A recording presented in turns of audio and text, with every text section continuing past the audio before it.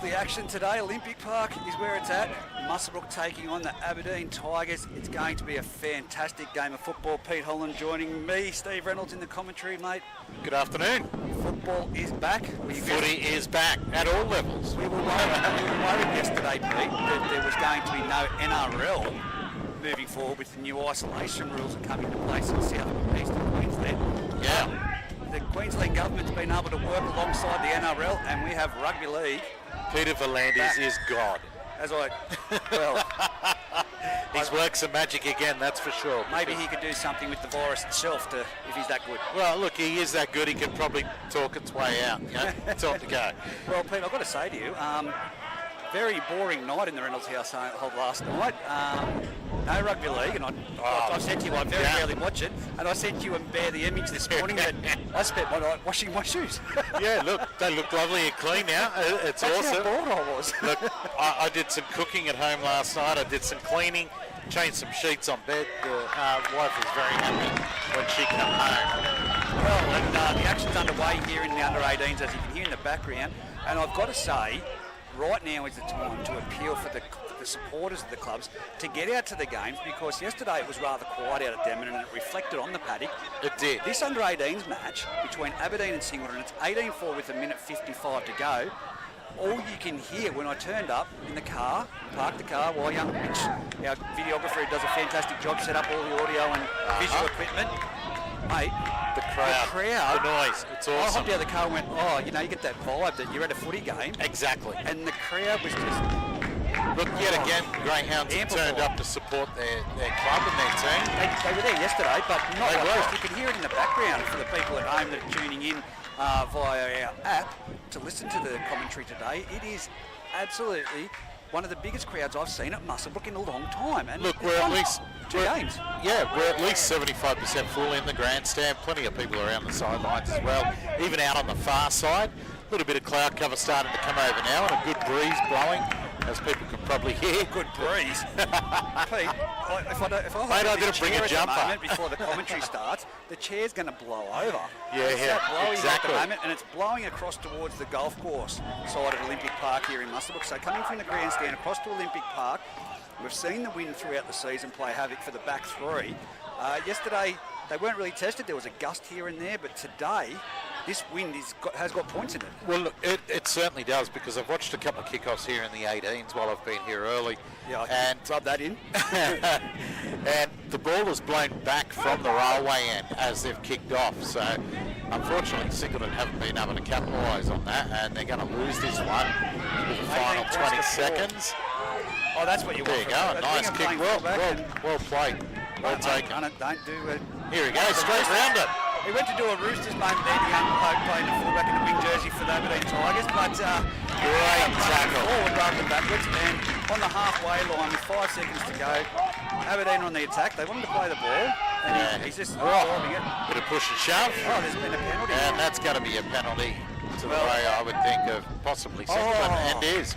You can't do that in the big games, little fella. Young fella out there in the they had the ball. He just had a great run. And we can't tolerate that in the under-18s either. We can't tolerate that in rugby league, but in the under-18s. No. He lashed out, and not acceptable.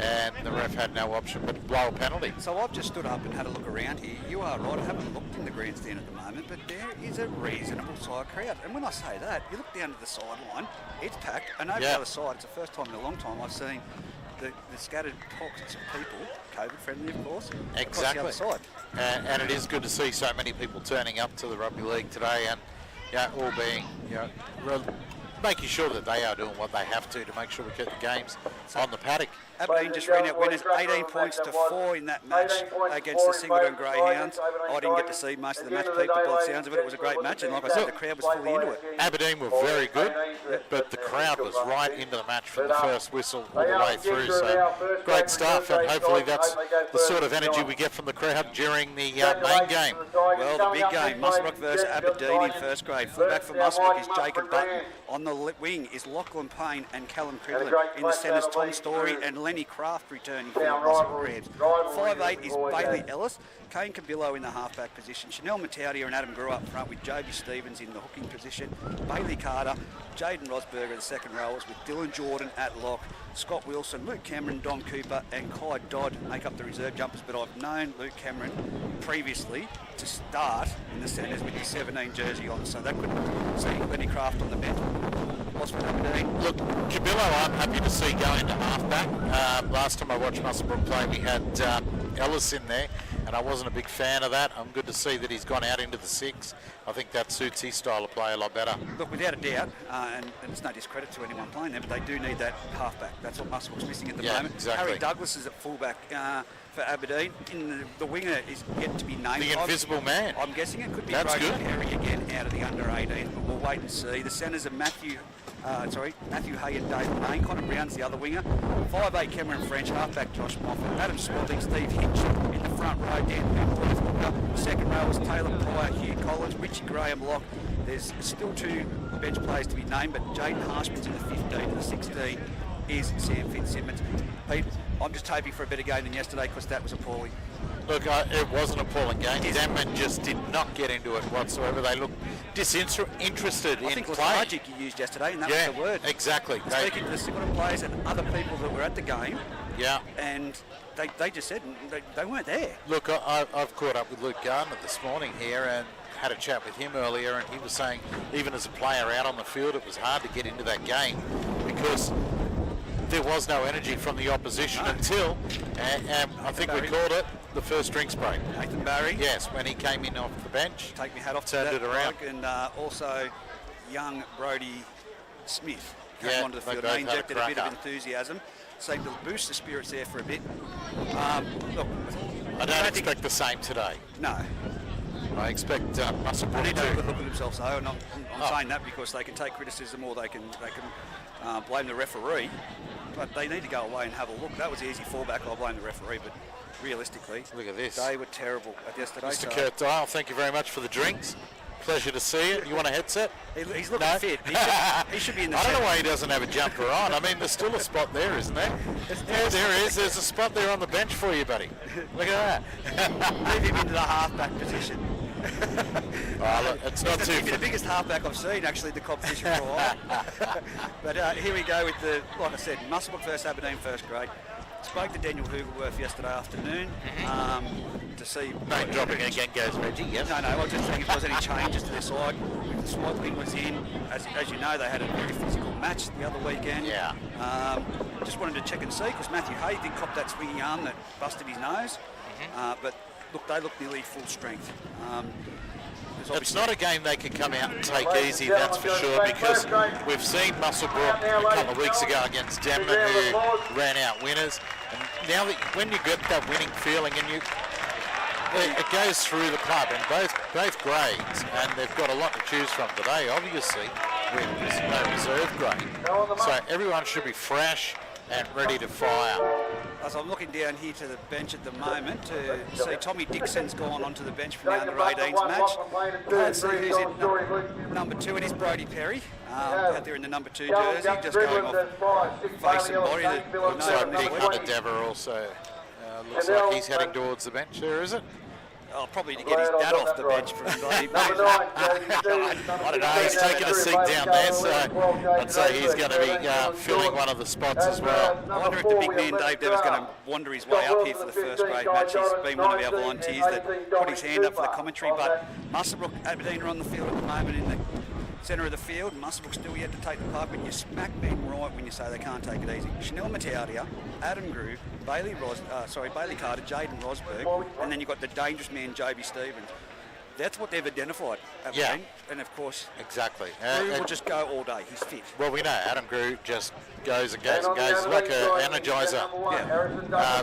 But look, Chanel going into the forwards. Go down there and call him. That's what's supposed to be Holland. Chanel, that was not Steve Reynolds, that was Pete Holland. No, look, I like the move they did the other week, putting him into the forwards. We'd said in his first couple of games when we did see him play that he needed to come in and do more. And he did well against Denman.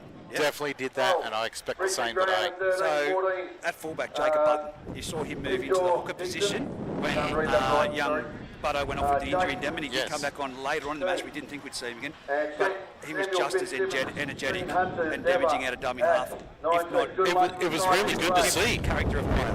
Yeah, different style of play to what they normally get out of Joby there in the 9 jumper, and it was good, and that caused issues for Denman.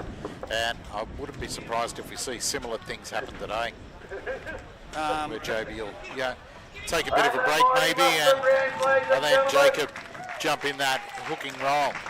But here comes Muswellbrook now taking to the field.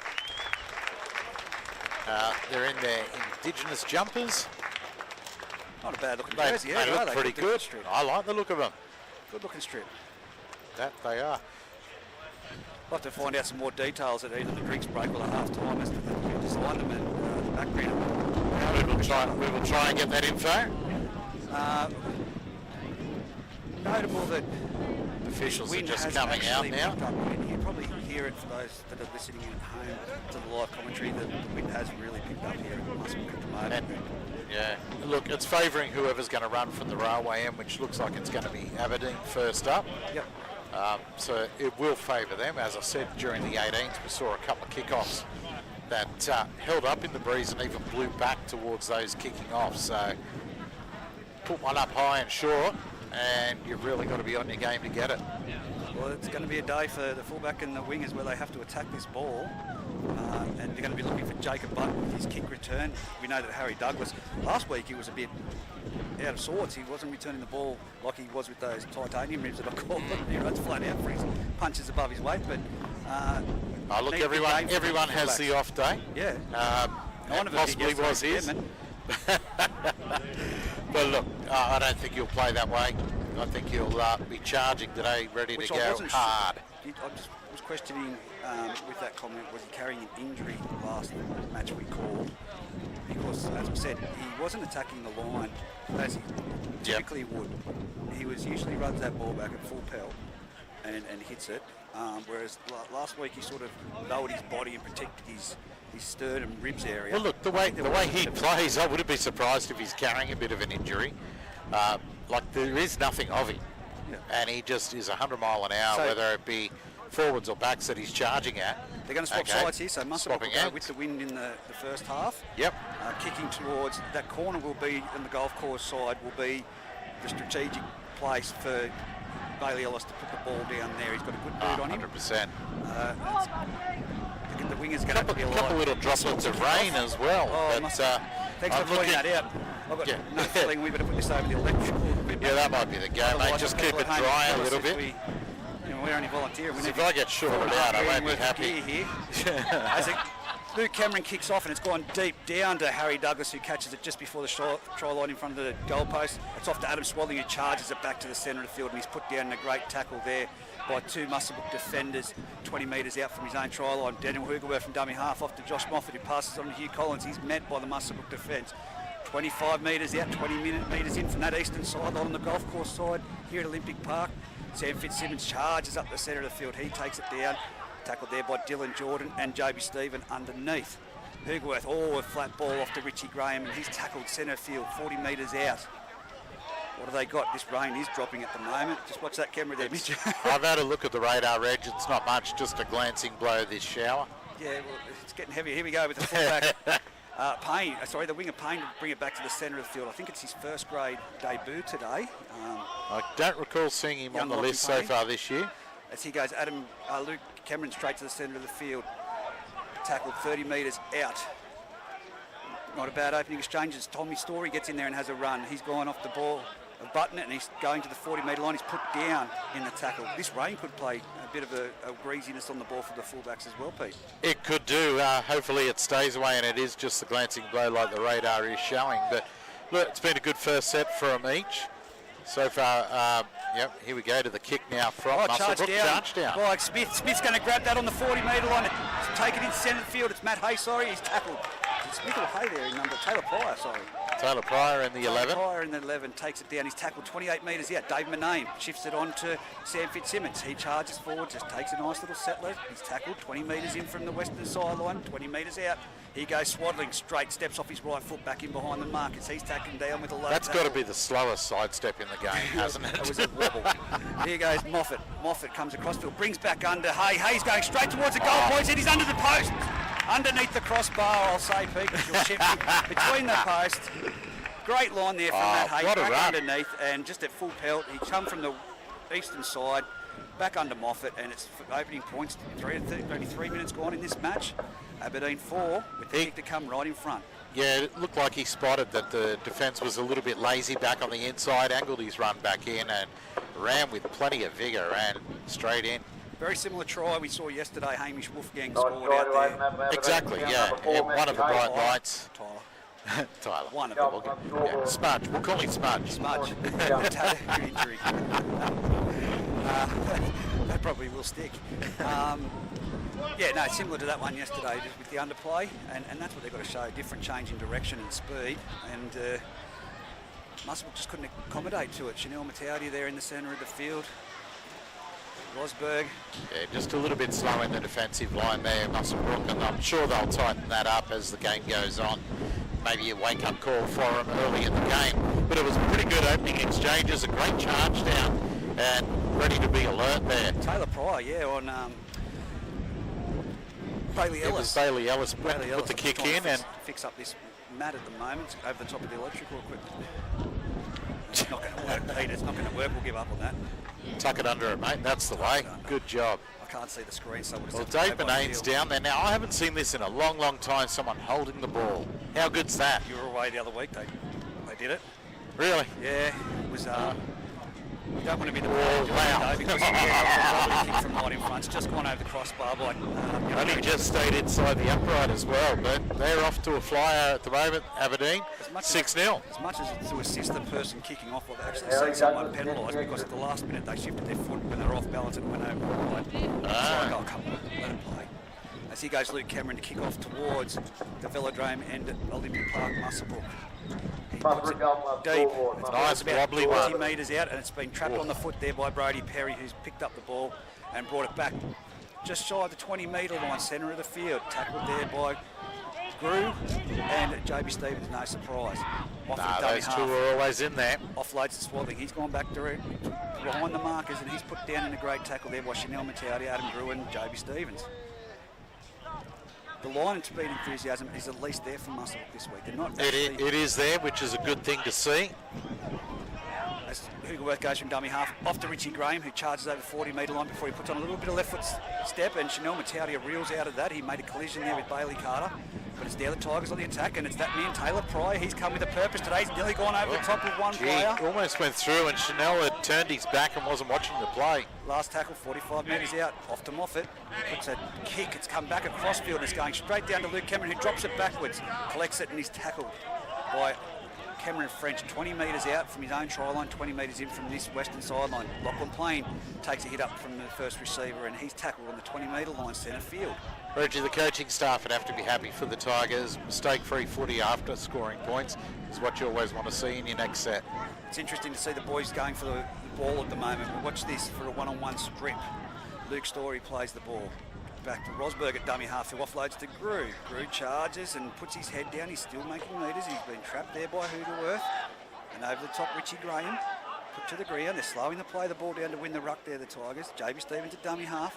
Off to Ellis, who turns back inside to Bailey Carter. He's tackled about 41 metres out from his try line, 19 metres in from the sideline. He's lost the ball in the play. He's lost that. Just lost it, Carl. A little bit of a rush to play the ball, and he says to Dave Manane, no, that's all right, mate.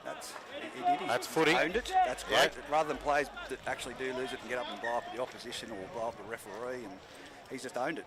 Yeah, exactly right. There was nothing else he could do there. Everybody could see it player's day that he just lost it, Carl. Players look a bit confused here at the moment. I think everyone's confused. Is it play the ball, hand over scrum? It is a scrum though. Bailey Ellis having a chat to Dave Windle there about an arm in there, and Bailey, that's one argument you're not going to win, I can tell you that right now. No, that played very well. He said to me the other week, how long have you known me as a referee? And I said, Dave, too long. Been around 75 years now, referee. Cameron French feeds the ball into the scrum off to Josh Moffat, who passes it out and shifts it on to Dave Manane. He's tackled 45 metres out centre field.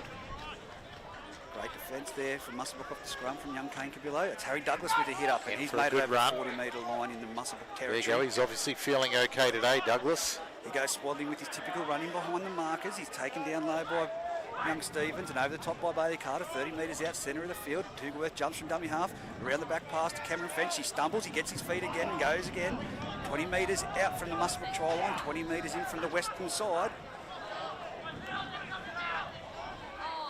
8 minutes gone in the game, 6-0 to the Tigers. Richie Graham runs the ball to the centre of the field. He's trapped there by Chanel Matauda. He's still getting to his feet and he's been swung to the ground there in an attempt of a one-on-one steal. That's Adam Grew. Tugworth from dummy half on the last, gives it on to Josh Moffat, who punches it on the ground. It's off to Button. Button's in the clear. He's over the 20. He's over the 30. He's getting to the 40-metre line. He's got Harry Douglas. Oh, Harry Douglas with takes him low. Quick play the ball by Button. There's only the markers there. There's no one on side from the Aberdeen Tigers, and it's an easy metres there for young Kane Cabillo. He's over the 40-metre line. He's 39 metres out. 25 metres in from the grandstand side of Olympic Park at Story from dummy half. He jumps, goes to the centre of the field, runs into Hugh Collins, and the assistants there of swaddling will put him to the ground. Muswellbrook, some good metres there. 18 metres out, 28 metres out. That's now Grew charging. One-on-one, no one with him at all. And he's made it. Had the arm free, but luckily hung onto it. 18 metres out from the try line. Dummy half Stevens off to Ellis. He runs across field. He picks up Kane Cabillo. He jinks and weaves, but doesn't have any time to get the ball away. And he's tackled there by 3 Aberdeen defenders. There's numbers on the blind side. If they go, they could find Sam on the last hit. It's the last tackle. They've gone on the left-hand side. It's off to Rosberg. Flat ball out there to Callum Cridlin. He's going to get there. He's got there.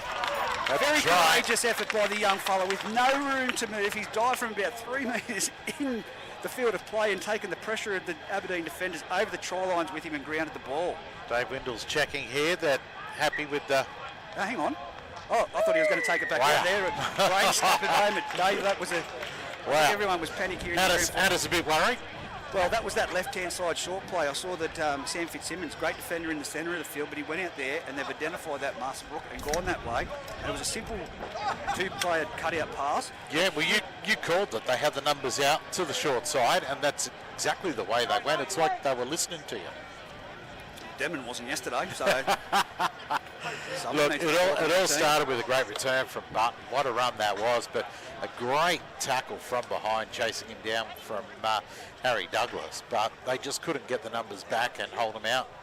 Well, Harry Douglas, you know, young Butto's not a slow bloke. I mean, he's not the fastest in the competition, but Harry Douglas mowed it along there to trap him, 45 metres out, and it was a quick play the ball. I was watching Douglas as Button started to take off, and he just put his head down, turned, and started running. He knew he had to chase and chase hard. And when I say Butto isn't the fastest, I did see that Rosberg was one of the first ones in support. So yeah, but he was already back here bludgeoned, maybe. I don't know. Wouldn't say it to him, no. No, and I think. But look, game on. 6-4, kick from the sideline. Very about to see now. Real difficult. He's only taken it 15 metres out. Bailey Ellison, he struck it nicely, but the wind's going to push it across the face. And it is 6-4 Aberdeen over Muswellbrook. 29 minutes left in this first half, so only 11 minutes gone. Well done, Anthony Worth there, rolling his flag up after waving that away and picking it up on the bounce while he was jogging. Well so you're saying put him on the wing. There you go. Attack the ball really well. Josh Moffat gets the ball in the tee. You have to go high towards the tennis courts for the Muswellbrook end if you want to challenge them at the moment at this win. Moffat kicks off and he's gone, no, opposite way, straight down towards the scoreboard in Muswellbrook. It could go dead on the full. No, it's caught by Kane Cabillo. And offloaded to Grew. Grew brings it back and he's gone around one Aberdeen defender, gone through another, and he's up to the 20-metre line. Good run back. Real good run back. Top Story, dummy half, knocks it on. That's not what you want to see. We said after Tigers scored their first try, it's got to be mistake-free footy. Yep. And well, it's not what we saw then. Tom Story just tried to jump from dummy half there as he was running to pick the ball up and take a scoop, but he had his eyes up, so anticipating that he had the skill to pick it up, but he just bobbled it, and with that breeze from that rain we've had. Tell you what, I was watching Marcus Bauer then when that mistake was made. He turned and walked away in disgust. Bit of a Ricky Stewart moment, was it? Yeah, pretty much. He kept his hat on though. He did play with it, he adjusted it. turned and walked away, but look, he's back there now watching what's going on. Scrum down. Josh Moffat feeds the scrum 20 metres out, 22 metres in from that sideline. Come across field to French, who steps off his left foot and he's tackled by Bailey Ellis, centre of the field. Just to the left of the uprights here in Muswellbrook, running towards the railway end to Sam Fitzsimmons. He puts his head down and makes an easy couple of metres. He's 10 metres out, smack bang in front of the black dot on the upright, on the crossbar. Here goes Richie Graham, a shift across field through Josh Moffat. They've picked up Matt Hay, is it out there running down that angle? Or is it Kyle Smith? It's Smith, I think, by the look of it. And they've brought it down before. It was Hay, was it? Yep. As it comes across field, back to the centre of the field, shifting across field, and it's gone to Richie Graham. He's tackled in the centre of the field. If they come this way, they've got a bit of depth here, and they've gone the right-hand side from dummy half with Hoogworth, and he's been held up over the try line. No, just short. It's the last tackle. They're right there on the try line. Dummy half, Harry Douglas, back to Moffat, spins it out to Cameron French, puts a little grubber in behind the line. That's going to be, Button gets across there, but it's too big. It's going to be back out to the 20 for another 7-set tackle for the Muswellbrook Rams heading towards the golf club. Really impressed with their defence there on the goal line, and I mean, that dart out of dummy half from Hoogworth, if they weren't awake, he was in easy, but they were quick to react to it, so well done to the Muswellbrook Rams. Javy Stevens taps it, offloads it to Luke Cameron, who brings it towards the grandstand side here, and he's tackled about 5 metres. He's gained there in that tackle before he's taken down by 3 Aberdeen defenders. Javy Stevens jumps from dummy half around the back to Tom Story. He takes it towards Hoogworth, and he's still moving forward with those legs before he's being charged in there by Matt Hay and takes his legs out. Aberdeen line all set for defence here. And Adam Grew coming forward, charging. They're going to have to get the numbers on him. They don't go low on him. That's what I've noticed.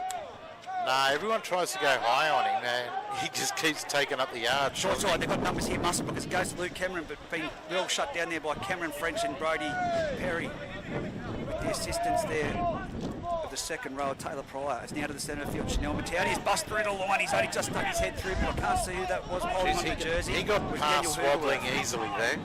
It's going crossfield, back out to the try-scoring side. It's off to Rosberg, who's playing on the fringe at the moment. He gives another offload to Kane Cabillo before he's tackled. He's only made 2 metres. That hero or zero play. Last tackle. Going down the blind side again through Rosberg. It's come back into Bailey Ellis. It's going. It's a bit of a chip that's been deflected, and it's had to be played out by Harry Douglas. He's taken it over the goal line. It's going to be a dropout. Aberdeen Tigers Muswellbrook. Well, they've punished Aberdeen for that last set of 6 and the bad finish. Good play there, and it could have been a lot worse. I noticed Harry Douglas, he's really good at telling the team where they need to be in the defensive line, and without that, there'd be all sorts of drama happening for the Tigers. Good chatter from the fullback. Josh Moffat drops out. It's bounced just over the 40-metre line. It's nearly gone over the head of Button on the halfway, and he just poses himself there and gives it off to Chanel Mattiani. He's wound up. Oh, and he's been hit very heavily by Daniel Hoogworth up high. That was a great collision, that one.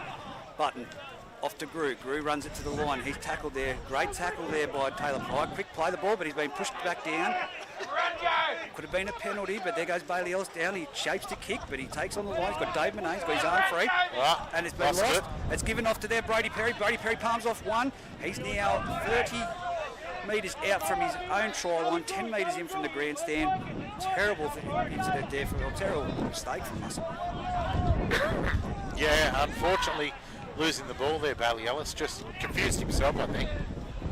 Tried to overplay it, do you think? Definitely. Too much looking at... Am I going to kick? Am I going to pass? Am I going to run? He confused himself. Moffat out to the right-hand side, gives it on to... Oh, Hay has gone straight over the top of Kane Cabillo there and back to his feet. Hay hasn't been put to the ground. He plays the ball on the halfway line. Off to Richie Graham. He charges to the centre of the field. He's 40 metres out from the Muswellbrook try line before he's taken down.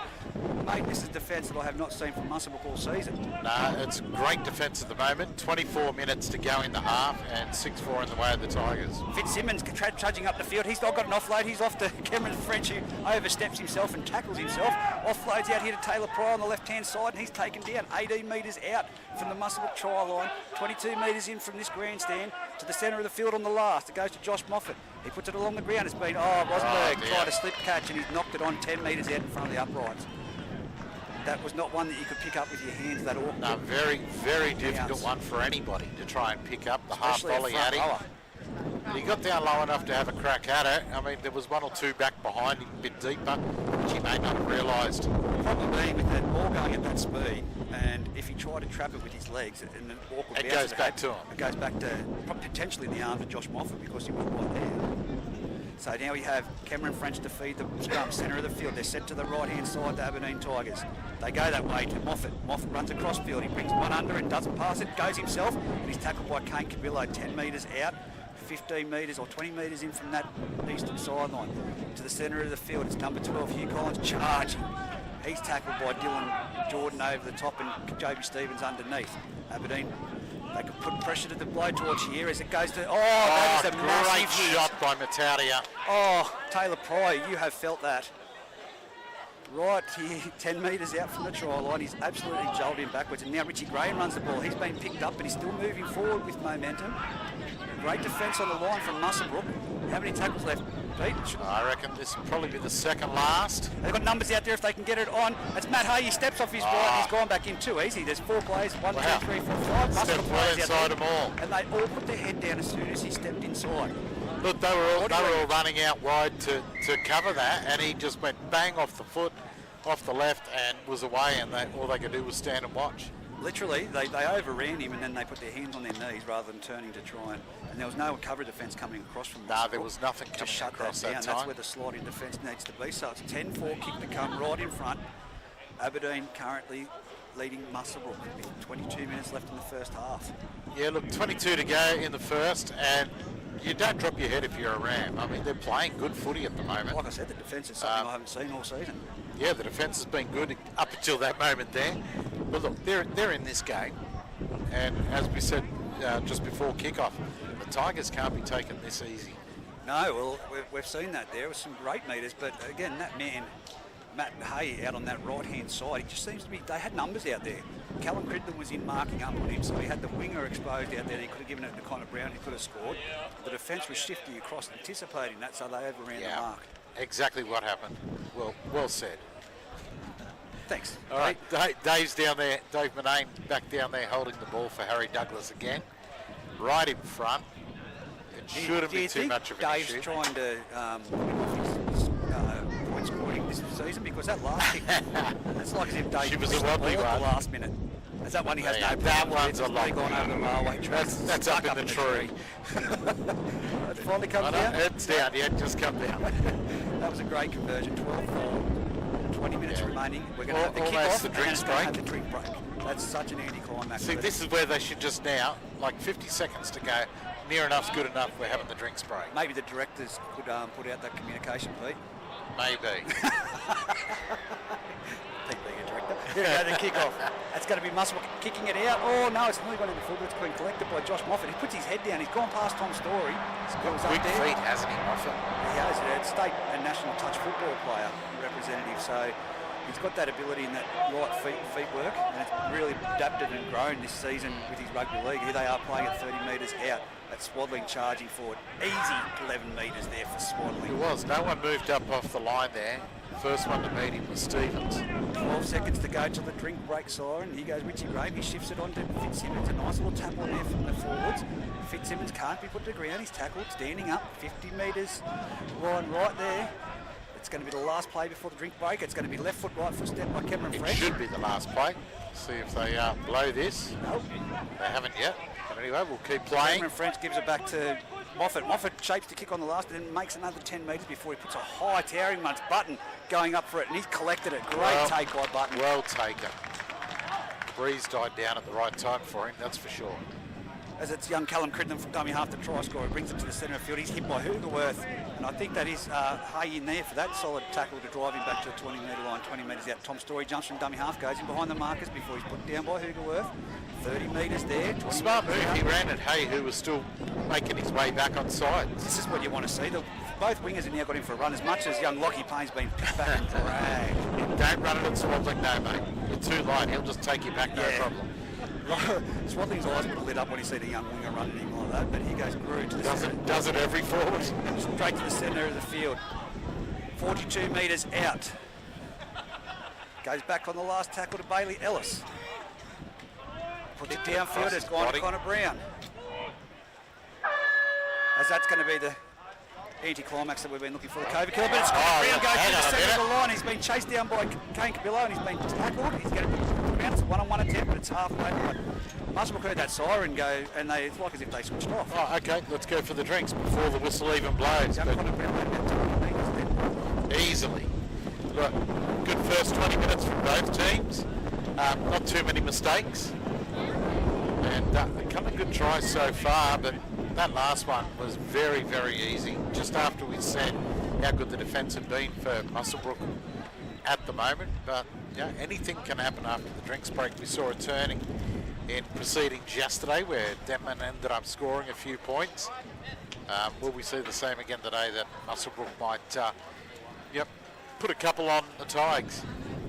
One of the players that I have noticed is out from Muswellbrook that I was looking who can make an impact is Adam Bartholomew. Yeah, not in the lineup.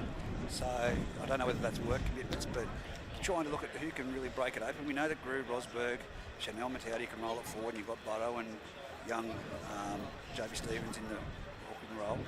They can really do it, because for Aberdeen, Matt Hayes on fire, Taylor Pryor's playing great football, and you've got Josh Moffat who's has had a faultless game so far, and you've got the bloke Swaddling in the middle running off Hooverworth, so it's really open. Swaddling's had some good runs, but Hay has been outstanding out wide.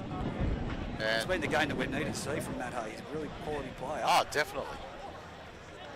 But yeah, young Moffat in the 7 for the Tigers. He's having a pretty good game so far. Rock solid. Every game he seems to just grow a little bit better in what he does. And I mean, first time into first grade, so this year. So I mean, he's really now starting to take control of the team and direct them around, which is good to see. He's behind the ruck at the moment. It's like as if Hooverworth's giving him the instructions after hearing yesterday and the previous week's feedback. There's no one directing it from behind the ruck, telling players where to be, and as we can see, they're getting set here and he's barking orders of where they've got to be. And I said it earlier, we've seen Harry Douglas at the back here for the Tigers, and we know what sort of a campaigner he is when he plays, but he's telling the forwards and all where they need to be in the defensive line, which is great. Ben Simmons with the hit up after the COVID drinks break has gone to the centre of the field, and then now it's on to Swaddling, who runs to the line, runs in both ends, come in, makes 12 metres there with a great run. He's into Muswellbrook territory. 28 metres out centre of the field. Moffat with the ball in both hands gives a great ball to Hugh Collins. He's only got the fullback to beat. He's going to go in for a try here, and it's a great try to Hugh Collins. Yeah, good 3 run metres there, in from the eastern very sideline. easy. Right in front of the scoreboard. Great ball, great shape there by young Moffat. That run across field, put the ball in both hands, stepped off his left and then offloaded to his right hand side. Definitely a poor read in numbers. They just didn't have the numbers out there, the Rams, to try and defend him. And there you go, Moffat, quick on his feet. And then Huey Collins running a good line into the hole, and over he goes for a well-deserved try. There we go. Straight up after the drinks break. Straight after the drinks break. 16 points to 4, and it's going to be Harry Douglas with probably the toughest conversion he's had this season. The wind's probably completely horizontal. Do you reckon Dave Benane's holding the ball in the hope that they put his name also on the score sheet? Dave will take any little flop or as a tackle, any statistic that was he can get. That was an assist. Any statistic he can get, Dave Benane will take it. He'll probably go for a goal assist by having his hand on it. Exactly what I'm saying. But look, this is going to be a difficult kick. Well, where he scored the try, it's like as if they've taken it out further to the sideline. He was right out on the corner when he finally got the ball down. But yeah, they're just about on the sideline now. And that's a tougher grasp between the ball and the sideline. I could have swore it was about 3 metres in. It's going to be even difficult. What's he taking it? 20 back, 21 back. Manane holding it at the moment. I'd just tap it off the tee and get back on side. I mean, it's got to make the effort, but that wind is terrible going across this field at the moment. He's kicking straight into it. He's punched it. It's gone and sat up in the breeze and it hasn't even made the distance. Look at that. It blew out to the 10-metre line. Harry Douglas there, and he's running back looking at Dave Manane. And he's a good goal kicker. He's got as I went to kick it. Yeah, no assist on that one from Manane. Probably need to get someone else to hold the tee. Dave's even lazy at doing that. There we go, the kick-off from Lukey Cameron. But he's got the bright boots. He looks the part. Got that beard trim, which is great. Here goes Luke Cameron, kicks it downfield. It's going to be caught. No, it's going over the top of... Wow. Oh, it's been collected by Josh Moffat. It's been given to Swaddling, and these yards have been absolutely dynamic today. And that's a great tackle underneath. Great front-on tackle. 15, Scott Wilson from Muswellbrook. No, sorry, that was Dylan Jordan. Great tackle. He goes Brody Perry back in, straight to the centre of the field, and he's been wrapped up there by Chanel Matauda over the top, and that man, you would have guessed it, Stevens underneath. Here goes another charging run for the Aberdeen Tigers. Geez, they're running with passion and vigour at the moment. They are. Why not? I mean, Tails got to be up after getting an easy try like they just did. Harsman plays it back. It's gone off to Moffat, who's turned it on to Hugh Collins. He's tackled just shy of the 40-metre line in their own traffic. And the field. They're not going anywhere really at the moment. They've got running with enthusiasm, but the defence from Muswellbrook's really there, sticking it to them. And that time it's Dylan Jordan, JB Stevens and Bailey Carter. They've gone the right-hand side, out to the eastern side, and Moffat puts a grubbery kick along the ground. It's gone straight down to Button, who collects it on the eastern sideline and brings it back, and he's charged straight into Hugh Collins. He said, plays it back. Good chase by the Tigers there on the kick. Lockie Payne loses his feet before he gathers it and just centres it. No ground made there for the Muswellbrook Rams, but it's in the centre, towards the centre more for them. And here goes Adam Grew. No one running with him again. Why do they step back? And he's offloaded. Nice he's ball back to inside. JB Stevens, who's made it up over the 40-metre line. He was there ready to take the ball. Extra 10, 12 metres after that pass. No. That was Dave Benane's foot there. He's gone for a statistic. He's kicked it. I think Dave's got away with that. If you can get away with it, you do it. JB Stevens putting the ball down to play it. Dave Benane just with a little left-footed jab there, and he's dislodged the ball. Yeah. I'll give you that one, Dave. Lucky one. A lucky one. But anyway, look, scrum now. That's a stat that'll go down to Dave Benane, forced error. Matauda now off for his first spell of the game. 14 to go, 16-4 to the Tigers here at Olympic Park. Straight off to Cameron French on the scrum, and he's run into Bailey Ellis and bumped off Bailey Carter, and then come back and put him down 38 metres out, centre of the field, running towards the Muswellbrook try line. Hoogerworth, just a pop pass there to Fitzsimmons, who makes it a few metres in behind the markers, and he's taken down. It was a one-on-one attempt at a strip there by Bailey Ellis. Fitzy never looks like he runs hard, but geez, he's hard to put down. He makes the metres, that's the big thing. Swaddling drops the ball, it's now with Muswellbrook, and it's a forward pass. Play there, it was Grew. Well, I guess the first incident is the forward pass, the second's the knock-on, so you've got to go with the first one, and that pulls up play for a scrum. Dave giving another player a lecture out there, the referee Dave Windle. Young Butto getting told this is how he referees the game. They have to watch it because he won't shy away from putting anyone in the sin bin if they talk to him too much. No, I haven't seen an offside penalty from him yet either, and it's late in the half. It's got to be coming. Well, there's a penalty now for offside. You've just called it off the scrum. Off the scrum. Couldn't time it any better. No, they didn't bound. They weren't bound. There you go. Wow. They broke too early. Some stats there. 1932 from Big Bards that went out. I've never seen it myself in Group 1. There you go. He just needed a spell. He wasn't ready to run with them. That'll do me. We'll see the consistency with that one. Tom Story's now over the halfway line, tackled 10 metres in from the eastern sideline. Rosberg at dummy half off to Kai Dodd. Oh, he runs straight into Swaddling. He's matched him for the pace and the attack there. Kai Dodd plays the ball. Plenty of hair there to fly back and make it look even better, the collision. Here we go. It's with Grew to the centre of the field. There's no one off him. He's got that arm free all the time. And he's going to lose that. And it's a penalty for a wow. That's a lost ball. It was over the back of his... He had that twisted around his back. He tried to offload it. He was looking for the offload. That's a poor penalty there. That's a gimme. Well, you do. You manipulate the arm around so he loses the ball. It's not a strip. No, that's right. Grew runs straight into Harsman. Harsman and Fitzsimmons challenging him to put him to the ground, and it takes Big Swaddling to go in there and help. It's Muswellbrook 20 metres out. Ellis across field. He's got no runners. They overrun him. And he's been put down. No, he's not. He's back to his feet. He's 10 metres out now. He's made an extra 9 metres there. Goes off to Button at dummy half. Button off to Grew. Oh, Grew gives a nearly hospital ball onto Letty Craft, but he ducks to the ground before Matt Hay can swamp him. And it's gone to the left-hand side. It's that same place that they scored that try, and it's been Cabillo put down just shy of the try line. They're trying to work him over the sideline. They can't. They almost caught him out there, the Tigers. They were almost caught out. I think Rosberg needed to go that cut-out pass again. Rosberg dummy half. He goes the short side. He's dummied. He's going to be put into touch here, is he? No. That's a try. I think he's got over. He's twisted over the try line and got the ball down. Yeah, I reckon they'll give this.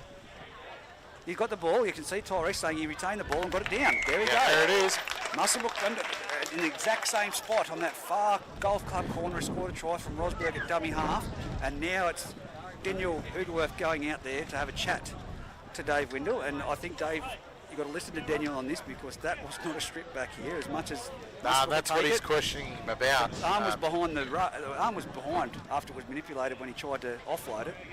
But here we are, 10 minutes to go, 16-8, with a kick to come from way out. The breeze has dropped momentarily. You want to get that kick away now. You want to, yeah. Some instructions out there. Young Bailey Ellis from the sideline. Kurt Barnes with his golfing profession would be saying use the 1 wood. Just fade it back with the wind. Fade it back with the wind. Just tap it over. I was watching some of the golf this morning. It was quite good. Wasn't bad. We're bored. No, I like golf. Do you do housework? Not this morning, no. I did a bit of gardening. I did go and do some gardening this morning. Oh, did you? Pulled a few weeds, yeah. A few weeds? Yeah, there till the hammy said that's Making enough. money from him? From the sideline. Not for a long time. Bailey Ellis, 15 metres out.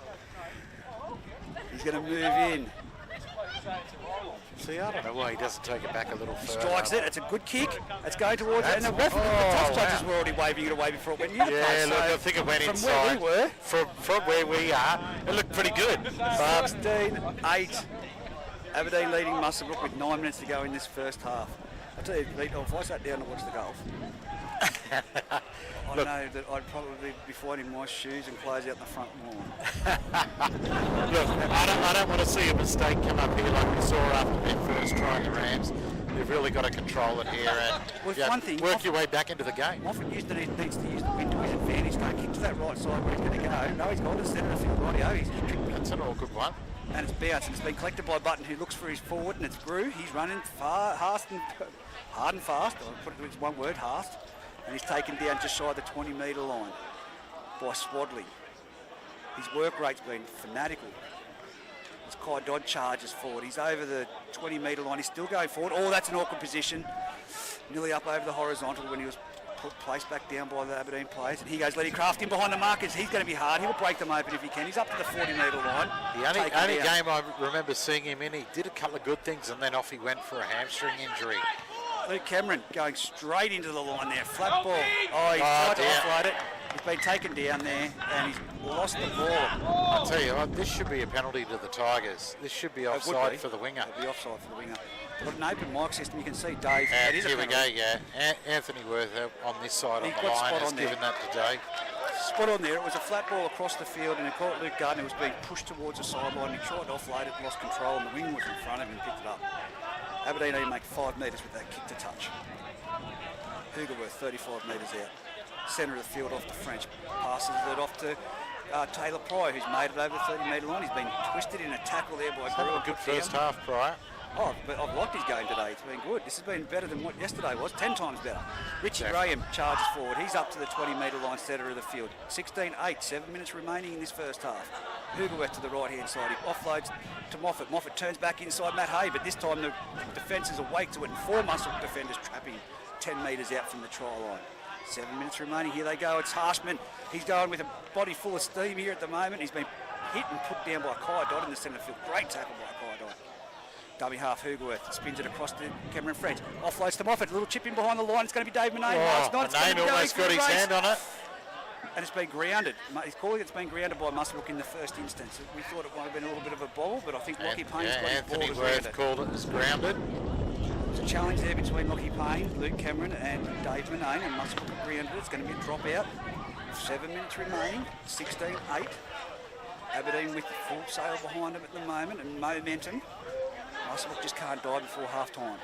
No, you want them to stay in the game, and they've really got to defend here. Now there's a repeat second to the Tigers, and there's the dropout. Straight down to Harry Douglas on the 40-metre line. He turns himself inside out before he finds the front rower, Steve Hinchin. He's worn every jersey now for the Aberdeen club, I think. In the history, he's gone fullback right through. I don't think he's worn a winger's jumper yet. You wouldn't give it to him. He plays at 30 metres out. Hugh Collins to the centre of the field. Steve Hinchin at 40 years of age. Overrated there. But playing in the front row. Didn't think I'd see it. Here he goes again. Crossfield. It goes around behind him. It goes off to Harry Douglas. He puts his foot down. He's tackled just shy of the try line. Great tackle by Tom Story. Gee, that was lucky right because he was in. 3 metres out. It's off to Steve Hinchin. He's run straight into Kai Dodd, just a settler. He'll position himself before he'll play it back. Daniel Hoogerworth, a dummy half, could go himself here if he's wise and goes to the right-hand side. No, he passes out to the left-hand side to Josh Moffat. He's got numbers out to the left, and it's gone. Intercept. Oh. He's put it down. Lukey Cameron stuck his arm out to stop that play, and it was catchable. He should have caught it. He had a great grab on that. I don't know how he lost it. Maybe it was the thought of running 90 metres. Yeah, that'd scare me too. No worries at all. Don't worry, I'll give you that one, Luke. You shut down that play, but I don't want to run 90 metres. Yeah, take the 2 steps, drop it. I can't even run, actually, but if I was fit enough and didn't have an injury, I don't want to run that far at this age. Hammies are a bit sore after gardening this morning. I wasn't going to run it. You've got to remember, I was playing with Luke after he left the under-18s in 2012, I think it was. So that's 9 years ago. He's 18. Yeah, I was gone well before that. Here we go, the scrum's been fed, and around the ball. I thought we were going to see another scrum penalty then. But he's made them repack the scrum. It's gone from Cameron French. He's passed it out to Josh Moffat. They've got numbers out here. Dave Manane with the ball, and he runs straight at Lenny tackle. Kraft. Lenny Kraft, great tackle around They've got numbers to the right-hand side. Tom Story at first marker, and it's gone to this left-hand side to Steve Hinchin, who's charged towards the upright. He's put down a metre short from the Muswellbrook try line. They've got numbers out here. They've got the players screaming for it. It's gone out the back to Cam French. It's gone on the ground, though. Pass. Look at this. He's dancing around. He's going nowhere. Move up and hit him. As Bailey Ellis. That's exactly what the crowd are yelling out for. Move up and hit him. Well, that's the rule 101. I don't care who's got the ball. You run up and hit them, and that's a gimme tackle. He ran 20 metres on the one spot. Yeah. And now it's Aberdeen with Grew making that tackle. Centre of the field. 4 minutes to go. 16-8. Aberdeen leading. That's Hoogerworth turned to double unders, and it's gone back into Harshman. That's an easy try. Straight under the post. We've seen 3 of those. You do that at training 20 times with no defence, and you don't expect it to play off like that in a match. Not in first grade. That's the 3rd time we've seen a ball turn back under or back inside to a runner inside. And has he been 3 touched? Tries. Has he been touched then? I don't think he did. I think he went over untouched in the centre of the field. They didn't get on him until he was on the ground. Well, that's it. 3 minutes to go. 20 points to 8. Aberdeen leading Muswellbrook. Goal kick to come right in front of the sticks. The Rams crowd definitely didn't want to see that. They wanted to see him hold him out. Yeah. Oh, like I said, they don't want to die like that before half time. That's going to be a killer for them going into 16-8's better than 22-8. Either way, I know that. Definitely. But going into half time, they could have kept them at 16-8. We know that Muswellbrook could potentially put something on in the second half. Right now, it's all momentum in favour of the Aberdeen Tigers. It's been Daniel Hoogerworth and Josh Moffat really directing their team around the field today. Been really impressed with the way Moffat's been playing today. This is probably the biggest game I've seen him play of the year so far. In involvement and getting his hands on the ball. But he's looked confident. He does. He hasn't pressured himself, and he has played error-free football. Yeah, so he's showing that he can do it. And it's like he's got all the time in the world, but he doesn't. No, that's right, and that's what the good players do. They do make it look like they've got all the time in the world, and he is one of those good players. Is this a passing scud? No, that was earlier, the passing shower. Now we've just got another one on the way. So Harry Douglas from right in front. Dave Manane with the goal-kicking assist holding the ball at the moment because it is that windy here. The rain is starting to come down again in Muswellbrook. And Harry Douglas strikes it straight over the uprights, straight over the crossbar, between the uprights. 22 points to 8. 2 minutes remaining in this first half, Pete. Yeah, look, the coaching staff will be a little bit disappointed after letting that one in, but they've really got to aim up on the inside with their defence. So far, that's where all the points are coming. Pete, I can tell you right now, looking over our shoulder, if that's coming this way, we're going to be calling it a very short game live for the people at home listening. because it is going to get really, really wet real soon. Really? I've got a big umbrella, I reckon, in the back of the car. Actually, I was looking at something else. Oh, that's good. Don't say that to me. It's the centre of the field with the Tigers. Steve Hinchin plays it back 20 metres out. Richie Graham now taking a hit up. What do we got? Look, I'm about to have a look at the radar now, mate. We could be packing up real quick. We had a fire call, that was all, but it's nothing too much to worry about. Was that on? Look, there's a little bit of rain on the way, but it's all passing, just skimming through. Daniel Hoogerworth tackled 35 metres out, centre of the field. Josh Moffat, dummy half, gives it off to young Harshman. He's charged hard and fast, straight into Bailey Carter, and with the assistance of Butto, has put him down. Is Joby Stevens out there? No, Joby Stevens is off the field at the moment by the looks of it. Yeah, he's down here on the sideline, correct. next to So Natalia. Button's gone back to dummy half as he did out Demon. Now it's Josh Moffat. As I said, he's got all the time in the world. He's chipped over the top. He's put it on the foot again. It's going to be a foot race. Who's going to get there? Sitting up in the in-goal area, and it's dead. Just in the nick of time for the Muswellbrook Rams before half-time. I think that was Huey Collins charging through there. Or Matt Hay? Matt Hay. Wouldn't surprise me if it was Matt Hay. Here's Tom Story, 47 minutes to go. Takes a 20-metre restart. It's been one-on-one strip by Steve Hinchin, the front rower. He's over the 10 metre. He's up to the 10-metre line. He's tackled centre of the field. 39 seconds to go. You don't run the ball so lacklustre with one arm. They got the numbers out here, the Tigers. It's been shut down by Luke Cameron. 8 metres out from the try line. It's the last play. It will be 25 seconds remaining. Happy to give away a penalty, Bailey Ellis, but he doesn't give it away. Taylor Pryor goes from dummy half. He's been trapped again by that man, Bailey Ellis. Good work. Maybe good defence that There's time. 16 seconds left here at the moment. They're buying time at the moment, the Muswellbrook Rams, while They're holding trying. down. This will be the last play. 12 seconds, and it's been good Carter work. from first marker that's bust through. He's ball. taken the ball, and it's We're playing rugby. That's right, it's a rugby man. He's held the ball behind him, and Taylor Pryor's gone in there to take it. It's the last play. Dummy half, Bailey Carter moves out, and he traps Daniel Hoogerworth. Penalty to Muswellbrook. Rams. What happened there? Someone was offside somewhere. Harry Douglas mouthing off. When Daniel Hoogerworth takes the ball from dummy half, they're giving away a penalty. The siren's gone for half-time. It's going to be Bailey Ellis who just taps it and will succumb to the tackle. The penalty seemed to go against Frenchie Douglas. there. No, Harry Douglas it was. Was it He pointed at Harry Douglas and said, no, mouthing off. So, and Harry Douglas still going as he walks off the Still having field. a few words to say. All So right. 22 points to 8, Aberdeen leading Muswellbrook at half-time. Interestingly enough, Rosberg and Moffat just having a few words. It didn't look too over the top going into the shed. So I think young Joshy Moffat's got the last laugh on that occasion on that right-hand side attack at the moment. Left-hand side He's defence. been outstanding, Moffat, in the first half for the Tigers. Just the inside plays is what has been catching the defence unaware.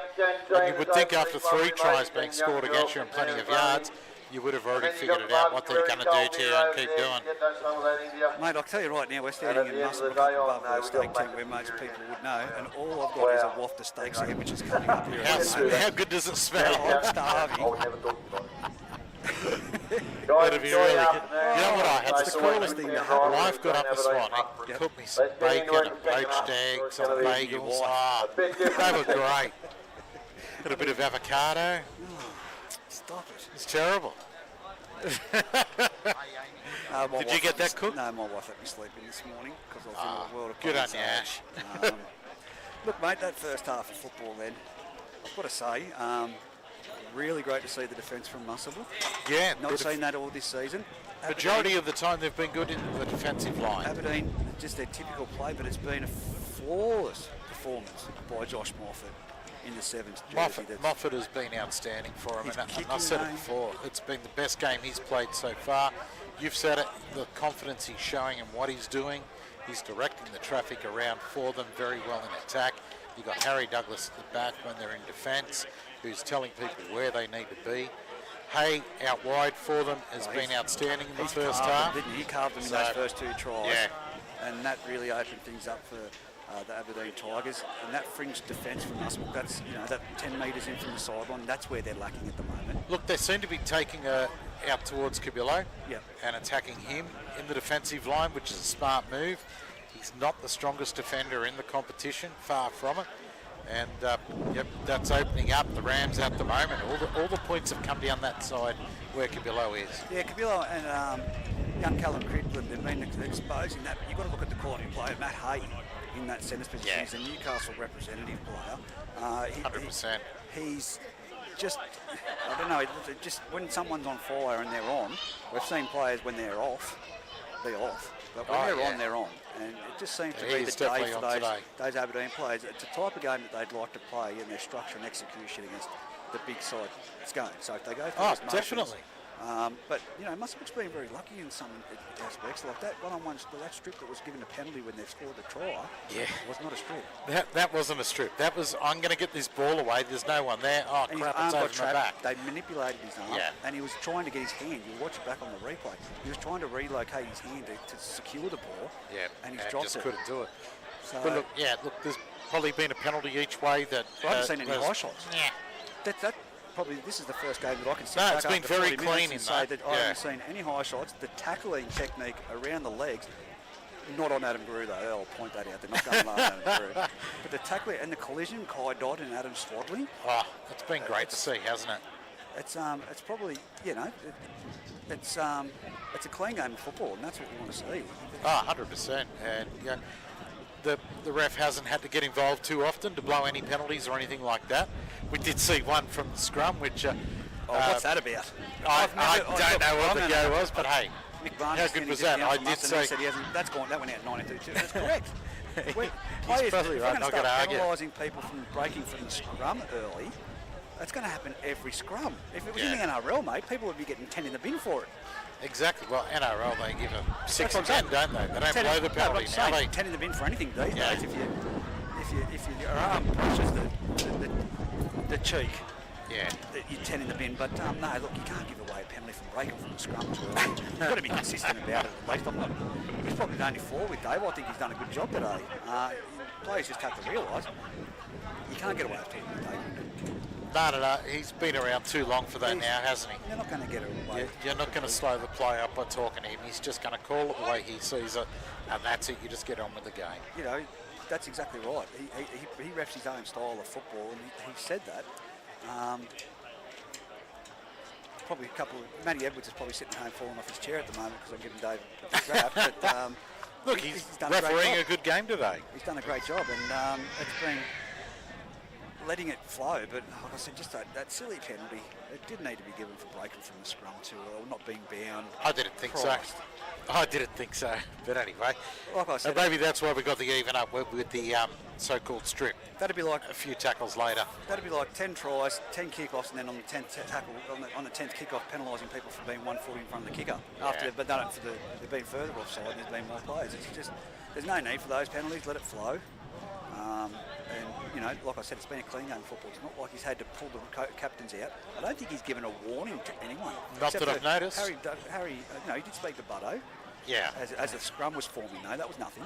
Yeah, and then Harry Douglas gets a penalty for mouthing off. But other than that, there's not been any need for him to pull anyone out. So both captains and both coaches have got to be happy with the performance so far. Well, you would think so. Like, it's just been a couple of lapses in concentration in the defensive line. But it is in the centre of the field as well. Led to the scoreline being the way it is at 22-8 at half-time to the Tigers. But you've got to give credit to the Tigers in being able to work the plays, do it mistake-free, and it has been pretty much mistake-free footy from them. Now, I just want to point out, Dave Dever, I sent him a message saying, you coming up, that was before the look, I waved to him a minute ago to say, come on up. He sent me a message saying he's going for a COVID injection. That's probably why he's not coming. He's going for a COVID injection. So he's still standing down the bottom here. That's what I was getting to. That's what I've just looked down over the sideline and I see him standing down there. He turned away. When I waved to him and said, come on up, he turned around, faced the other way. So now we have Aberdeen on the field. Muswellbrook still in the sheds. You heard the tiger. Plenty of talk going out there as well. Hoover were talking to his They're walking players. around pumping each other up. Exactly. Huey Collins was there talking to all the other forwards as well, saying, come on, boys, we've got this. Let's keep it going. As you know, if you're positive in your actions, it does flow into your attitude. It does. So to see that happening out there and players are communicating and tapping each other on the back, giving each other a slap for a fake handshake, but it's positive signs, and they're smiling and laughing. So that's what you want. You want to enjoy your football, have that. If I can replicate that and say to like Huey Bartholomew, who I've seen in the past, and that's why I'm a bit. Yeah. Fire them up.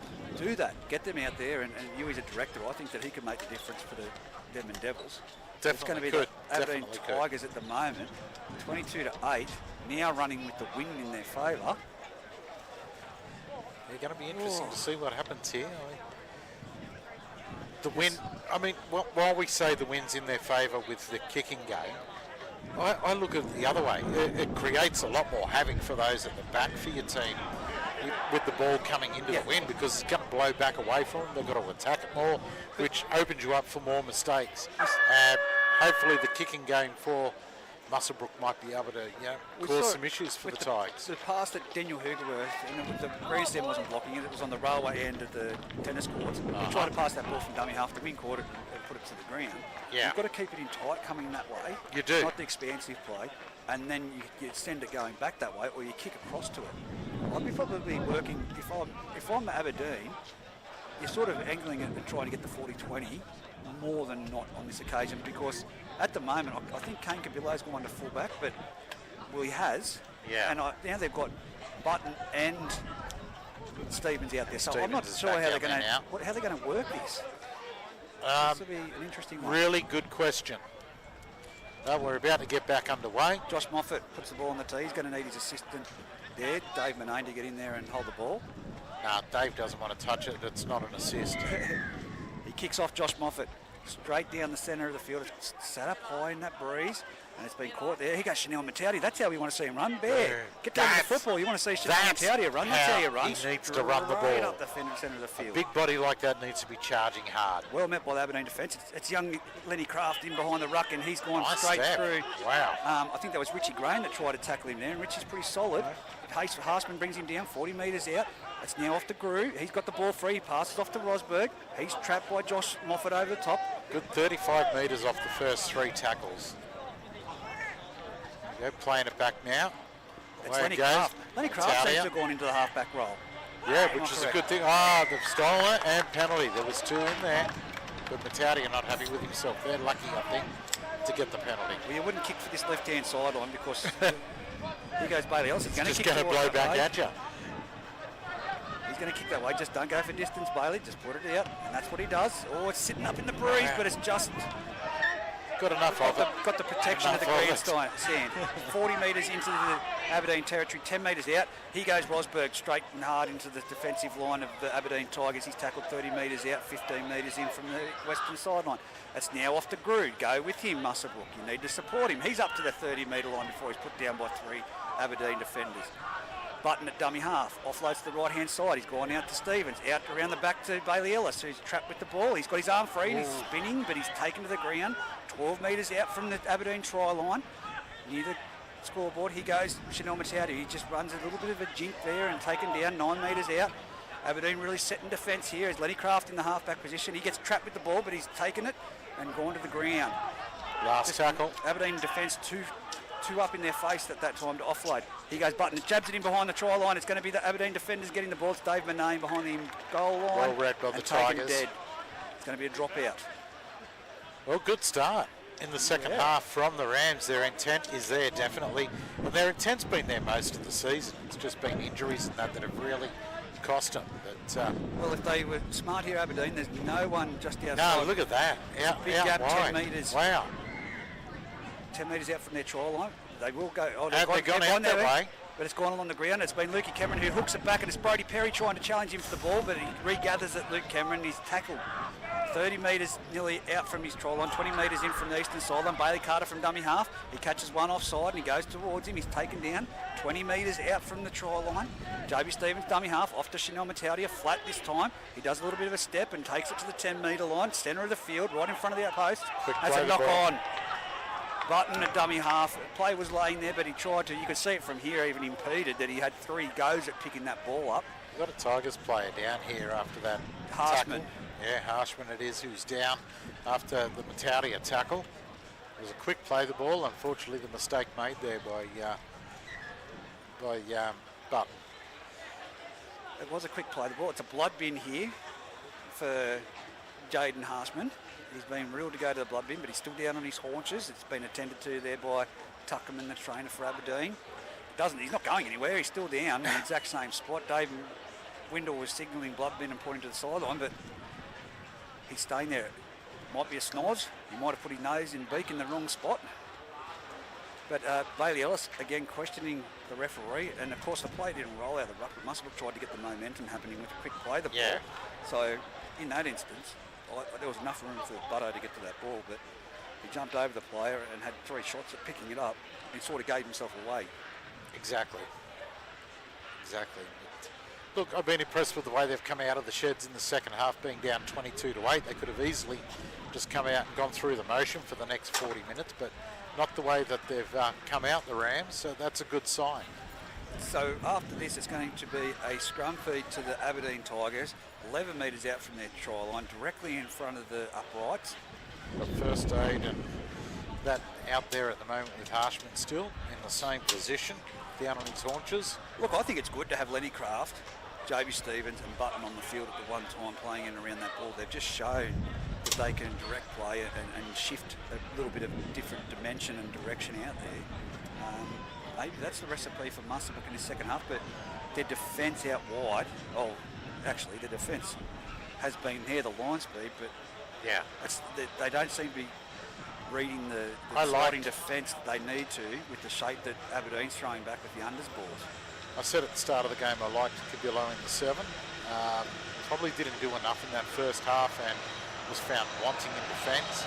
So now that they've put Kraft in there, we've seen him do some crafty stuff, if you like, in trying to turn things around for the Rams. See, this, if you're looking at a defensive line set up, the scrum's in the centre of the field. Aberdeen have got more players towards this grandstand side at the moment. That could easily change, but the Muswellbrook defensive line is set sort of to the right-hand side, so they're not countering it. And the winger is nearly at the 20-metre line, or 20 metres in on the 20-metre line.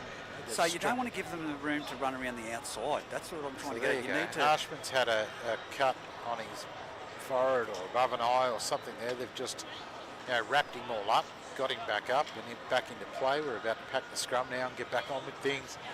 37 minutes to go in the half. As Aberdeen now stack the scoreboard side of Muswellbrook's Olympic Park, but they come to this open side and it's Hay running the ball straight into Lenny Craft. He bumps off him before Rosberg puts him to the ground with the assistance of Tom Story. Oh, he's dropped the ball. Oh, yes. He's given himself away. He said, come on there. I thought it was because the players were all over him, but he's lost the ball when getting up to Just play. lost it. Yep, lost it cold. There was nothing in that from the Rams. It was just cold loss. So another scrum to pack. So it's 20 metres in from this western sideline on the grandstand. Muswellbrook running towards the railway tracks. 12 metres out from the try line. Lenny Craft feeds the scrum. It's going out the back. He's gone himself. He stepped in behind there, but he's been trapped by Richie Graham over the top and swung to the ground. Nice and quick on his feet, which is good. Tell you what, if Richie didn't break then, that could have been young Craft under the uprights. But here we go. It's now Chanel Mataudiad with 4 Aberdeen defenders on top of him, only a metre out from the try line. Button from dummy half goes to the right-hand side, off to Bailey Ellis, who again, the timing isn't there. Use the ball. Timing isn't there. He just needs to offload that ball.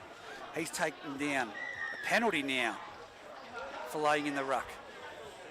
Tries I'd like to see Ellis use the ball a bit more. I know he's been overrun a couple of times with the players, but they've got to get that timing right because he's an easy target at the moment when he gets the ball. Well, they've taken the tap and it's JB Stevens taking the first hit up in a forward roll for Muswellbrook.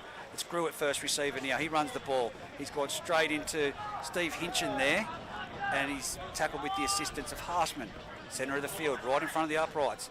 It's around the back to the left-hand side to Lenny Craft, who does a little bit of a dance, again like Cameron French did earlier, but it was Harry Douglas. We saw that in the first half from the Tigers. There's nothing happening for Muswellbrook at the moment. What are are they they're doing? Going sideways and backwards. That's all they're doing at the moment. There's another offload there. It's right off to Button. Button steep swings and he's going to be through. Oh, Harry Douglas. He steps straight into a shaped-up Harry Douglas who picks him up and backslams him. That's Grew from dummy half and he's over for a try. That's a try. Straight over. After a magnificent tackle on Button by Harry Douglas, straight from dummy half, Grew's just burrowed his way over the try line. It's now 22 points to 12. 34 minutes remaining in this second half of football. Only 6 minutes gone with a kick to come nearly, what would you say, Pete? 5-10 metres to the left 10 of the metres to the left of the uprights, yeah. And it's not the hardest of kicks, but with this breeze, as it picks up again, nothing is easy today. Bailey Ellis puts the ball down. He likes talking to Dave Windle. I don't know whether they're mates outside and they go for drinks of a weekend, but plenty of chat. Hey, listen, tonight I'm having a roast for dinner, Dave. You want to come on over? Or? We know it doesn't happen, but it's just funny. Bailey's forever talking to him. I think they should just exchange numbers and get it over and done with. Love is in the air. Everywhere I look around. Bailey Ellis puts the ball on the tee. 10 metres out from the try line. He hasn't brought it back, which is pretty smart in this breeze. 10 metres to the left of the uprights, kicking towards the railway end of Olympic Park. really got to be aiming it right at the left-hand upright. Been lucky to stay inside the right with that. The wind has just picked up as he moves in to kick the ball. He's put it over, and exactly I tell you what, the he wind's did. got hold of it. But it's now Muswellbrook, Aberdeen 22, Muswellbrook 14. 33 minutes remaining in this second half. I said they came out with good intent, the Rams. Well, they're going nowhere half. with the ball other than that They moment. were going nowhere. A couple of steps there from Button and great tackle from Douglas, but they were too slow in defence and just got down low and go, and over the line they went. Moffat with the ball on the tee, punches it deep and it's high. It's going down towards the golf club and it's caught by Cabillo. Onto Chanel Matauti again off the kickoff. Wow. Oh my God, he's gone straight over the top of Daniel Hoogworth, who went in for the solid shot. He was just a speed bump, wasn't he? You don't see that happen every week. Daniel Hoogworth getting run over by a front rower. He usually matches it, and that was Chanel Matauti straight over him. That is a big human to try and stop. As now Joby Stevens takes a hit up. He's up to the 40-metre line, just over it in the Muswellbrook territory. He plays the ball back. He was taken down there by Fitzsimmons and Hoogworth. He goes Grew. He's running straight into Steve Hinchin around the legs and over the top. Hugh Collins put to the ground just shy of the halfway line. It's off to Button, off to Ellis. It's not the last, but they put it deep, Muswellbrook. It's going real deep. The wind's going to get a hold of this. This is going to be a 7-set. Sit. No, not going to sit. Tackle reset for the Aberdeen Tigers. 20 metres out. A bit too much on that one. Well, it just shows how strong the breeze is. Like he was still inside his half and it's easily gone over the dead in the end. Well, this is what will put Muswellbrook's defence to the question mark. Well, they've got to muscle right up here, haven't they? I mean, it was a good set after points and now they've got to do it in defence. Brody Perry makes it 12 metres off the tap restart. It's now off to Connor Brown. Connor Brown runs and charges straight into, and it's a one-on-one strip by Rosberg. Rosberg with a one-on-one strip. Muswellbrook now 35 metres out from the Aberdeen try line. Grew at dummy half off to Tom Story. It's a quick play, the ball, quick play. Aberdeen need to recoup and re-communicate. They just doesn't seem to be out there at the moment. It's a penalty to Muswellbrook. I'm not too sure what that is. Another strip. Hands in the ruck there. I'm happy with that. They were all over the ball. I tell you, this is a different second half to what I anticipated. I knew Muswellbrook had to come out strong, but they haven't shown it in the weeks gone by. As now Grew's tackled 20 metres out, 18 metres in from the western sideline. It's gone across to Lenny Craft around the back to Bailey Ellis, off to Cabillo. Cabillo's got numbers outside. He gets it off to Luke Cameron, off to young Payne, and Payne's brought down. Probably passed that a fraction early. Should have just ran more at the line. 12 metres out from the Aberdeen try line, right on the far sideline. As it comes across to the centre of the field to Chanel Matauti. He's put down. They've got numbers out to the left if they come quickly, Muswellbrook. Button at dummy half. Off to Lenny Craft. Lenny Craft drifts across field. He's caught with the ball. Can he offload it? No, it's a rest. Yes, he has flicked it back to Rosberg. But up in his face is Matt Hay. He's flicked past it off to Tom Story. Tom Story's trapped with the ball, and Matt Hay's playing like a man possessed at the moment, going in for every tackle. Rosberg with the ball. Dummies to the blind side where there's absolutely no one but a metre away from the touch judge, and goes himself. They're now tackled. Button from dummy half gives a flat ball off to Chanel Matauti. It's a try. What a ball from Button. That was a pearler. I was going to swear then, but that was a bloody good ball.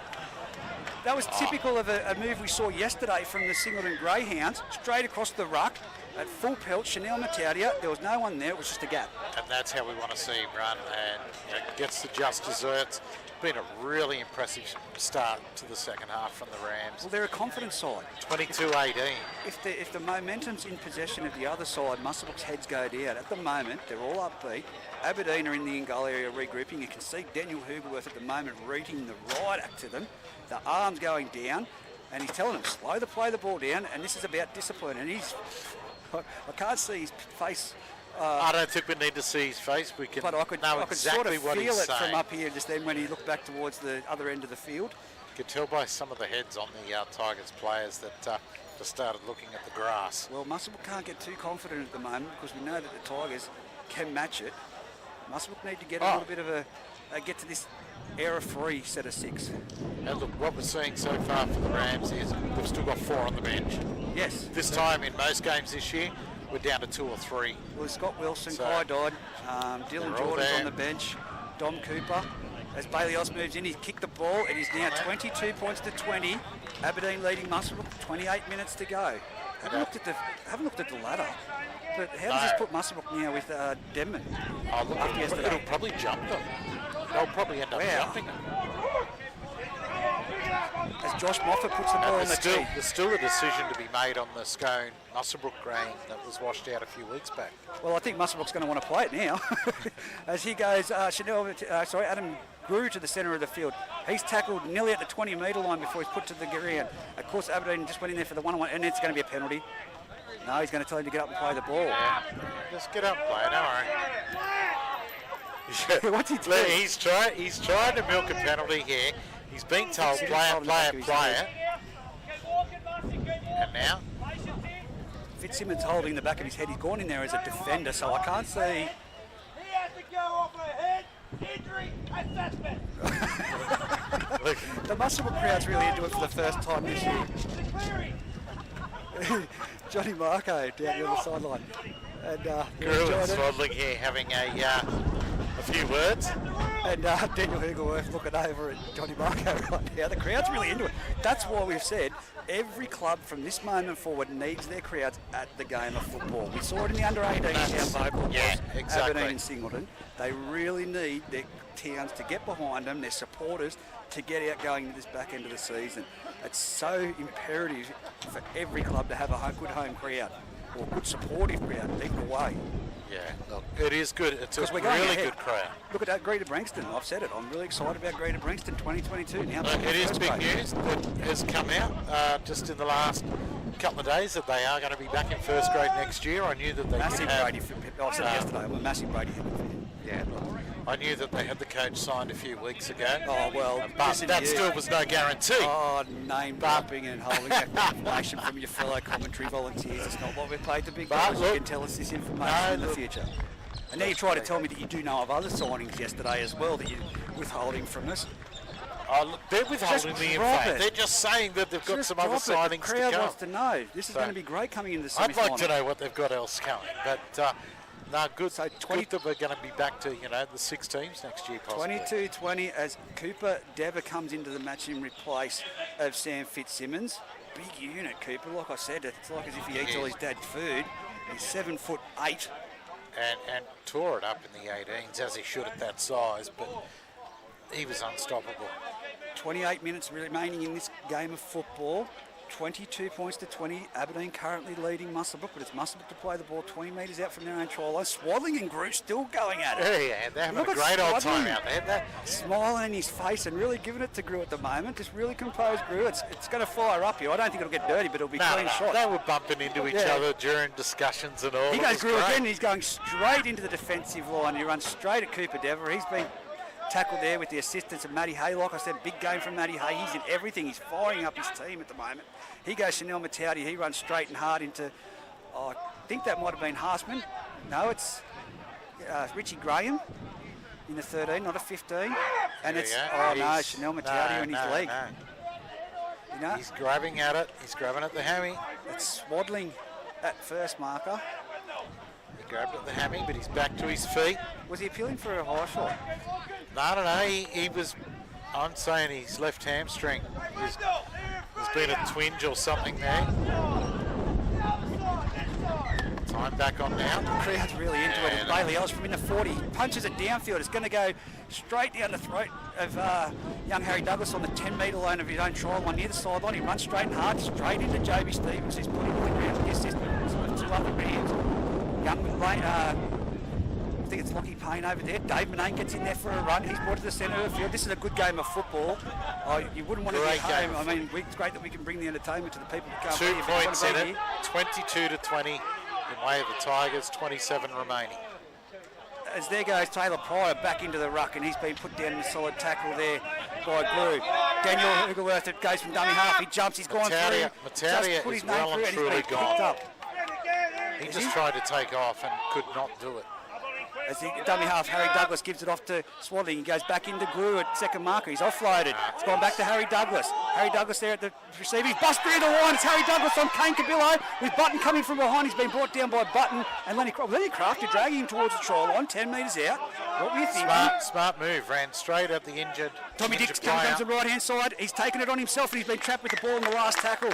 And that's Probably a good result, but they needed the repeat set, I think, Aberdeen in that set. Mataudia keeps looking to the bench, wanting to be replaced.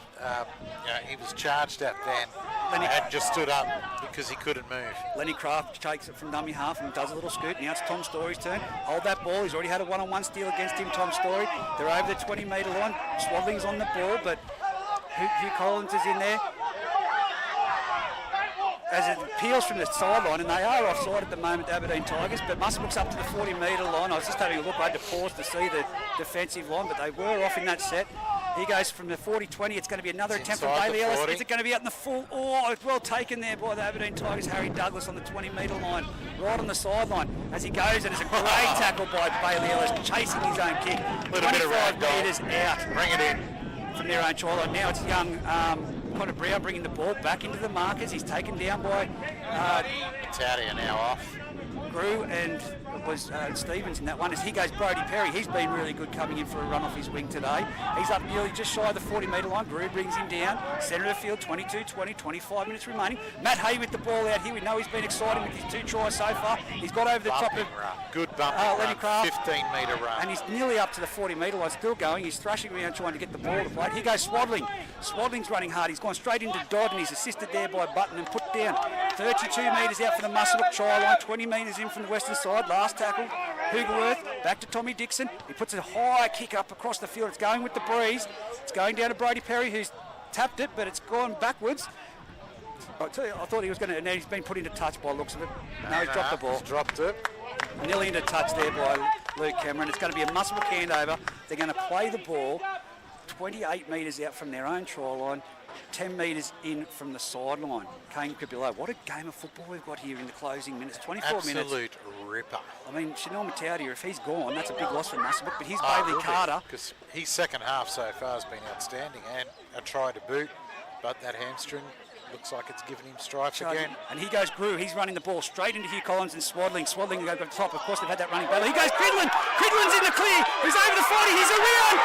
He's going himself. Will he get there? Josh Moffat's going for the legs. That's going to be a try to Muswellbrook. Cridlin. All under the post. What a little break. A great offload there by Grew. But I tell you, he looked like a little whippet. Don't call him a grey here. And that was a whippet.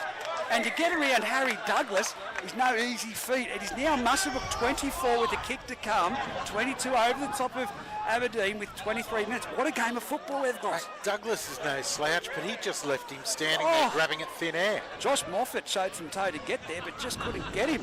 I tell you what, Callum Cridlin, I've said, been a bit critical of his one-on-one steals that he's allowed to happen because there's not much of him. You put him into space, oh my God.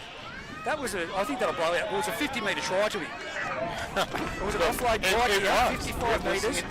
Inside of their own half. Oh my God. Through he went. Well, game on here in Muswellbrook as we come down to the final 23 minutes. They haven't even got the ball there to kick. It's Bailey Ellis back giving the players instructions before he moves up to take the kick for goal. He's walked back with the blokes and he's given them directions as to what they're going to be doing. And Daniel Hugerworth in the in-goal areas. You can see Josh Tuckerman in there giving us great. And Bailey Ellis are having discussions again. I've never seen a player kick a goal back to the 30, 40 metre line talking to his own players, which is good. Yeah, that's too right. Dave Wiggles yelling at him to get back up there and kick the goal. So Bailey Ellis right in front to convert this and take it to 26-22 after they were down 22-8 at half-time Muswellbrook.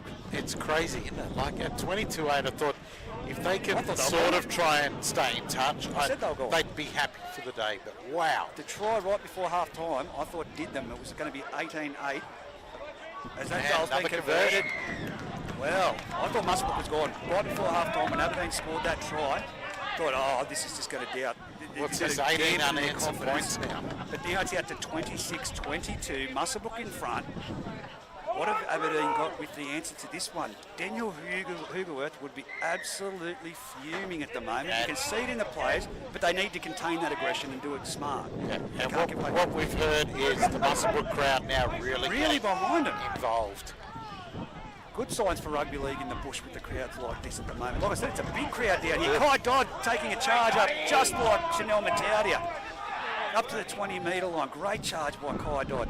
Muswellbrook now with the confidence. That's what I said, they're a confidence side. Luke Cameron in there for a run. Makes 5 metres. Great tackle by Dave Manane. The crowd really whipping Muswellbrook home here. Bailey Carter, Muswellbrook have the roll and Aberdeen need to slow down this, play the ball. Muswellbrook with another 10 metres off that run. He's just at the 40-metre line. Joby Stevenson, dummy half off to Adam Grew. He's running with that ball. He's gone straight at Swadley. He looked across field to see where he was and he ran at him. He's nearly at the halfway line. Muswellbrook making 2 easy metres. Swadling, smart football there to slow down the play the ball. Slow it down. That's what Aberdeen did in the first half that worked well for him. Lenny Craft, oh, great tackle on Rosberg there by Matt Hay. Fantastic tackle. Here he goes, having a cracker. Straight off to Bailey Ellis, who puts a torpedo bomb up. It's gone down to Harry Douglas. Oh, no problems for the young fella who catches it on the 20-metre line. Brings it back to the 30 before he's taken down by Bailey Carter. This is exciting football. Kai Dodd in that tackle as well. Tommy Dixon at dummy half down the short side to Dave Manane. He's been hit and driven there by Luke Cameron. It was a high shot. Luke Cameron. It was a high shot. He went high. First one we've seen. So Luke Cameron's gone high there. It was his arm went up. Yeah, I don't think there was any malice whatsoever in Needs that. to strap his arm down just a little bit to get that wing down. Luke Cameron, of course, like I said, played footy alongside him. You'll see him now frustrated, make just about 3 tackles in a row. Yeah. Aberdeen can expose that if he expels too much. Well, 40 out, and here they go on the attack, the Tigers. Taylor Pryor charging forward. Great run by Taylor Pryor. Tackled underneath Kai Dodd. What a phenomenon he's been for the Muswellbrook Rams this season. He's turned his back. Daniel Higworth's seen it. He's made it nearly shy of, nearly at the 20-metre line. They're in attacking field position here for them against the Muswellbrook Rams. Oh, it's a knock off from dummy half. Cooper Dever. Too far to get down to pick that ball up. He's 7'8" and he's dropped it. The crowd letting him know here at Muswellbrook it's the drinks break. And we've seen the difference that this can make for a team. So expect Aberdeen now. You watch the ball. Well, it's four-quarter football we play these days, isn't it? And that's how it seems to go a lot of the time. But wow, 26-22, the mistake made right on the drinks break there by the Tigers. But they haven't had the ball in their hand. Absolute cracker of The it. possession's been... That's because Muswellbrook just aren't making mistakes. If you were going to put this, I mean, we've got 2 well-known rugby league supporters to the right-hand side of us. They'd probably give us the stats, but I think Muswellbrook's had about 75%. 75% possession, would you say, in this second half? Definitely 75%. Yeah, 75%. Wow, what a catch! His drink is just about blown over while he's looking for stats for you, Reggie. And he's caught it. Absolutely massive out here at the Muswellbrook today, and that's why I keep saying we need the crowds to get out there. For the people who are sitting at home, We do. you need to get out. I mean, it's great that we provide this service, but next weekend you need to be in the football. You need to get behind your hometown. We saw it out at Denman yesterday, quiet. It was dead quiet, And it reflected on the field at the moment. it did.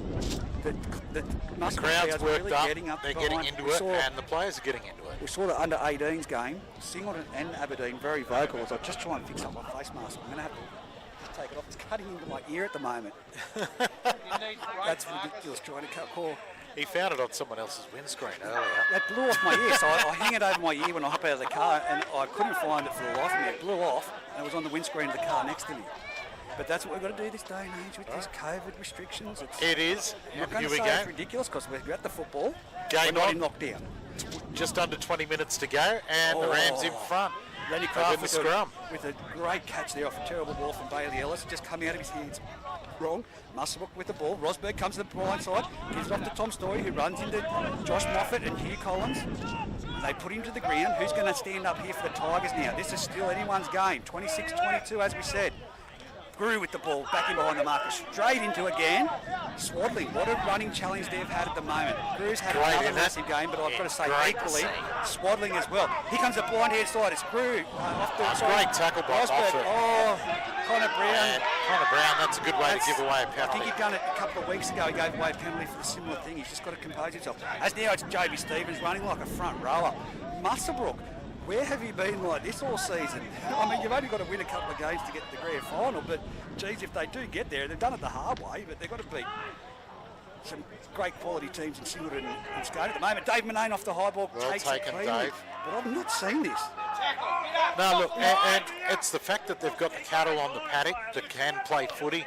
And a full bench. Probably and a full bench, yeah, or pretty much a full bench.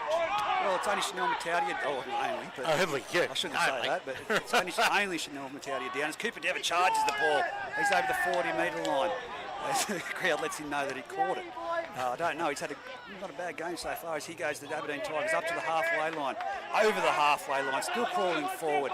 Grew in there with the tackle. Geez, he's been a great signing for the Muswellbrook Rangers this year. Moffat with the ball in here, turns it back into Matt Hay. He goes in there, back running across the ruck. He's made a break. He's over the 40, he's over the 30, and Muswellbrook's just been players are just falling off him. He's got spiders on him. Tackled on the 20-metre line, centre of the field, last tackle. Hugerworth from dummy half, runs across field.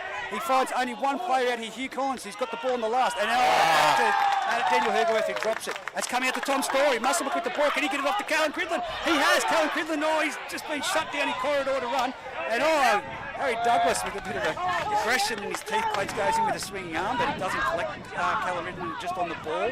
As he goes, Tom Story across field. Dave Whittle told the Aberdeen Tigers they were off. They're over the 40-metre line. They're now brought to the ground, and it's number 19 now on the field. Sorry, it's Cooper Dever. He looked a bit smaller from where I was seeing him on the ground there at the moment. Must have been on his knees. He looked the height of Steve Hinchin. He's put down centre of the field, the Muswellbrook Rams player there. He's been crunched to the second. Yeah, little winger. He's run it into the forwards a few times, and he's been crunched every time. Massive crunch there by Cooper Dever. He didn't want a piece of it, just got out of marker, and it's Grew now charging the ball up for Muswellbrook, as he does. Everyone at home that's watched him play just knows how he's going to run the ball. Dummy half, gets up to, here it is, it's Lenny Craft in behind the ruck. He's bounced off the tackle, he's up to the 20-metre line. Muswellbrook have made some great metres there, 20-metre line to the 20-metre line at the moment. Bailey Oz comes across the ruck, goes in behind the markers, he's got his arm free, he's kicked it across the field. There's no one there for Muswellbrook. What is no one knew there? That was on. And it's Taylor Pryor back out to the 20-metre line. What entertaining football we've got at the moment. Two Aberdeen players down, Matt Hay and Hugh Collins at the moment in the back line. Luckily they've got the ball. They've got the ball. It's Josh Moffat in behind the markers. He takes a couple of metres before he's put down. Muswellbrook, have they got the batteries to go the full 80 minutes? That's what it's going to be. 16 minutes remaining. 26-22. Muswellbrook leading. Douglas. No, it's Connor Brown. It's Brown. He's been put to the ground by the two Muswellbrook imports, Rosberg and Grew, who have played phenomenal this season, and they're putting it together with a great Muswellbrook outfit at the moment. Dave Manane to the centre of the field. What a game of football this is. Hugerworth off to Tommy Dixon. He can cut this game wide open as he bounces off one. He's put down by Grew. 40 metres out from the Muswellbrook try line. Last tackle. And Windle's watching the speed of... And it's a torpedo bomb. Look at that. That's a terrible one. And it's gone dead in the gun goal areas for Muswellbrook to bring it back out for a 20-metre restart. Reset it for 7 tackles. Now you can see great set, great line speed. And Dave Windle was warning a couple of the Rams there, you're getting off quick, watch it. Well, and Grew's not on side yet. That's what's slowing this play the ball, this tap restart. 15 minutes remaining, 26-22. Pete, how can Muswellbrook do it, or is it going to be an upset in 9 minutes? I don't want to put the mocker on them, but at 26-22 with 15 to go, they're in the box seat. It's their game to lose. Story up to the 40-metre line, and of course the one-on-one strip attempt here by Adam Swadling. He's on the ball, it's 40 metres out. It's now with Rosberg. Rosberg up to the halfway line, just shy before he's put down by Daniel Hugerworth and Hugh Collins. Dummy half, Button, brings it across to the right-hand side, turns back inside. Kai Dodd, he's up over the 40-metre line. He's having a wow of a game, the young fellow off the bench. Has just come off for a breather. Dummy half, Button at the moment. Offloads to the right-hand side to Bailey Ellis. He shapes, he passes around the back to young Lenny Craft. He's done a pirouette and he's been put to the ground by Taylor Pryor. 30 metres out, 20 metres in from the eastern sideline. Lenny Craft brings it across to the face of the goal post, and it's number 15, is it, for Muswellbrook? It's number 15 there, yeah. It's Scott Wilson on the field now for the Muswellbrook Rams. Bailey Ellis with the ball, he runs to the line, he's got options, he chips it in. It's a bit too much of a way to kick, I thought, but it's Harry Douglas cleaning up. Mr. Reliable at the back. He's now a metre out from his try line. They had another couple of tackles. They did. Harry Douglas is hurt. Why not try and catch him unawares? Harry Douglas, this is an He was very slow back to his feet. Aberdeen players coming off at the moment. I've just seen, I think that's Richie Graham, and now number 15 goes back on Harshman. As he goes, Brody Perry rucking it out. Aberdeen, have they got the steam in the engine to keep this going? 10 metres out. It's Daniel Hugerworth's now gone to a ball-playing position with Tommy Dixon going to hooker. That's what we want to see. Hugerworth will inspire him. He's trapped the player of the smart football by Daniel Hugerworth, well trapping the leg of Scott Wilson and pulling on it. And he's got to give away a penalty, Scott Wilson. Very smart football by Daniel Hugerworth. 13 minutes to go, 26 points to 22. It's not out on. It's not gone out. It's been kicked back in. It was a kick for touch with the breeze, and they haven't put it out. It's now Muswellbrook with the ball with Luke Cameron, 45 metres out from his Aberdeen try line. That should have been put out. He's just tapped it. That was lazy. Lazy play. Put that down to a game-changing moment if Muswellbrook score here in this set of 6. 13 minutes to go, 26-22. Muswellbrook playing at 40 metres out, centre of the field through Grew. Comes around the Scotty Wilson. He's gone back in behind the markers and he's put down by Swaddling. Starting to think I should have brought a jumper with me now. Oh, you're not hot enough watching this. He goes to Lenny Craft. He passes it across to Rosberg. He gives it back to Lenny Craft. Back off to Story. There's numbers out here. Can he give it to Callan Cridlin? He doesn't. He probably should have used Cridlin there, but Story's still with the ball. He's made it to the 10-metre line. Here we go. What's going to happen here? They've got options both sides. Rosberg to the left-hand side, but Button goes to the right off to Lenny Craft. He spins it across, down to Bailey Ellis, around the back. That's Cabillo with the ball running towards Tommy Dixon. He gives it off to number 17. He turns it back into Lachlan Payne. He's going for the try line. Great tackle. Who was that for the Tigers? Tommy Dixon puts him down just side of the try line. Button to the sideline. Oh, too hard of a pass. It was not on. And it's now Dave Manane with the ball, and he's tackled just in the field of play. It should have been a reset. Play the ball from a knock on. Harry Douglas appealing for Dave Windle to make that decision. It's now with Cooper Dever rucking it out. He's up to the 10-metre line. 10 metres in from the eastern sideline. 12 minutes remaining, 26-22. Muswellbrook with 18 unanswered points in this second half. It's now Kai Dodd and Bailey Ellis tackling the Aberdeen player there with the ball. I can't see who it is. It is Jaden Harsman. He goes Swaddling. Aberdeen Good now charge with a bit by of possession. Swaddling. He's up to the Exactly 30-metre what you'd line. expect from him. 20 metres in from the eastern sideline. From dummy half, Hugerworth darts. He tries to find the markers napping, but he comes back across the centre of the field. And it's off to Hugh Collins. Hugh Collins now with the ball. He's 40 metres out from his try line. Great defence from Muswellbrook. I'll tell you what, there's 13 blokes out there playing like a man possessed. Moffat from dummy half, chips it over the top. It's been touched by a Muswellbrook defender. It's Callan Cridlin with the ball. And a great tackle by his chasing his own kick. Getting back there. He's hurt, Cridlin, and Josh Moffat showing great concern. As Cridlin's obviously done an ankle there, it's something, injury. But he must have shown he must have made a noise in that tackle because he didn't even grab for his ankle, and Josh Moffat signaled straight to the referee, this bloke's hurt. So it's now 11 minutes 30 seconds remaining on the clock. Muswellbrook to ruck it out from 32 metres out from their try line, 20 metres in from the grandstand. I like that little chip and chase just then. That was a great idea to try and catch him unawares, but well read by Cridlin. Anything can happen in 10 minutes of football, especially with the way we've seen Muswellbrook play in the weeks gone by in previous rounds. But this is a completely different outfit. It's look, we've said it. Where has it been all season? Yes. Daniel Hugerworth looks absolutely frustrated out there at the moment. I can feel he's, we do speak often, as I do with a number of the players in Group 21, and I can tell you, he said we can't go into this game and take it lightly. We know that. And as I said yesterday, you want to come off the field hating the 7 and 9. Look, and he's really given it to him at the moment. Swaddling has had a running battle with Grew, which has been absolutely brilliant. We saw in the first half Hay tore things up against the right-hand side defence of Muswellbrook. Yeah.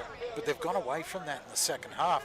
When they did bring it back out to this side and had Hay run the angle back in, we did see him make plenty of yards and test the defence, but they haven't done it enough. They've gone away from that game plan that was working in the first half. You're at home and you're enjoying it. Let us know your feedback on Facebook, of course. You can subscribe to our YouTube to watch the games that we put up. As I said, the young cameraman here, Mitch, does a fantastic job, and he's well looked after. We're only volunteer commentators, Pete. That's right. We're just those who turn up. We're trying to give back so as we can get more people to the game of football and get people involved in sport, not just rugby league, in sport all across the board. As we know, it's great for your health, mental health and well-being as well. So, exactly.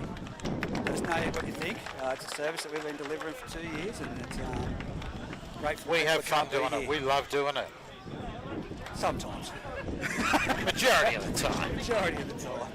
Mate, you like your Newcastle Knights, don't you? Oh, look, I don't watch much NRL. I know you don't. In fact, last time I saw you at an NRL game, sitting up in a corporate box. That's the only way you watch it these days. Is that right? For those who don't know, I've got a spinal injury, so if they spinal stimulator, I don't like to be out in this weather, mate. It's not good. Nah, it's not. Probably one of the best grounds here. But look, your Knights are up at the moment, so you've got to be happy with that over Ricky's Raiders. Yeah, like I said, there's 2 halves of football when it comes to them and Muswellbrook, so we'll wait and see. But Muswellbrook at the moment, 26-22, 11 minutes left on the clock. It's now Tom Story with the ball. Unfortunately, that could be the second worrying injury for the half for the Rams. So now, as far as we can tell, only 2 left on the bench. Battaglia has been walking up and down, and Rosberg getting with his the ball. hamstring. Good Great charge tackle by the halfway. Maverick. He's been very vigorous and Been attacking. outstanding today. He's been my favourite on the Aberdeen field for this game. Now it's Muswellbrook to the 40-metre line. In the Aberdeen territory, last tackle goes back to Bailey Ellis. He puts a high one up. It's gone straight down towards Harry Douglas. Oh! Fingertips. Fingertip catch, and it's Brodie Perry. Look at this. He's really opened the game up when he got in and had a run. And it's now a one-on-one There you scripted attempt. Now he's gone through and he's broken that tackle, and Kai Dodd's had to go in and finish him off.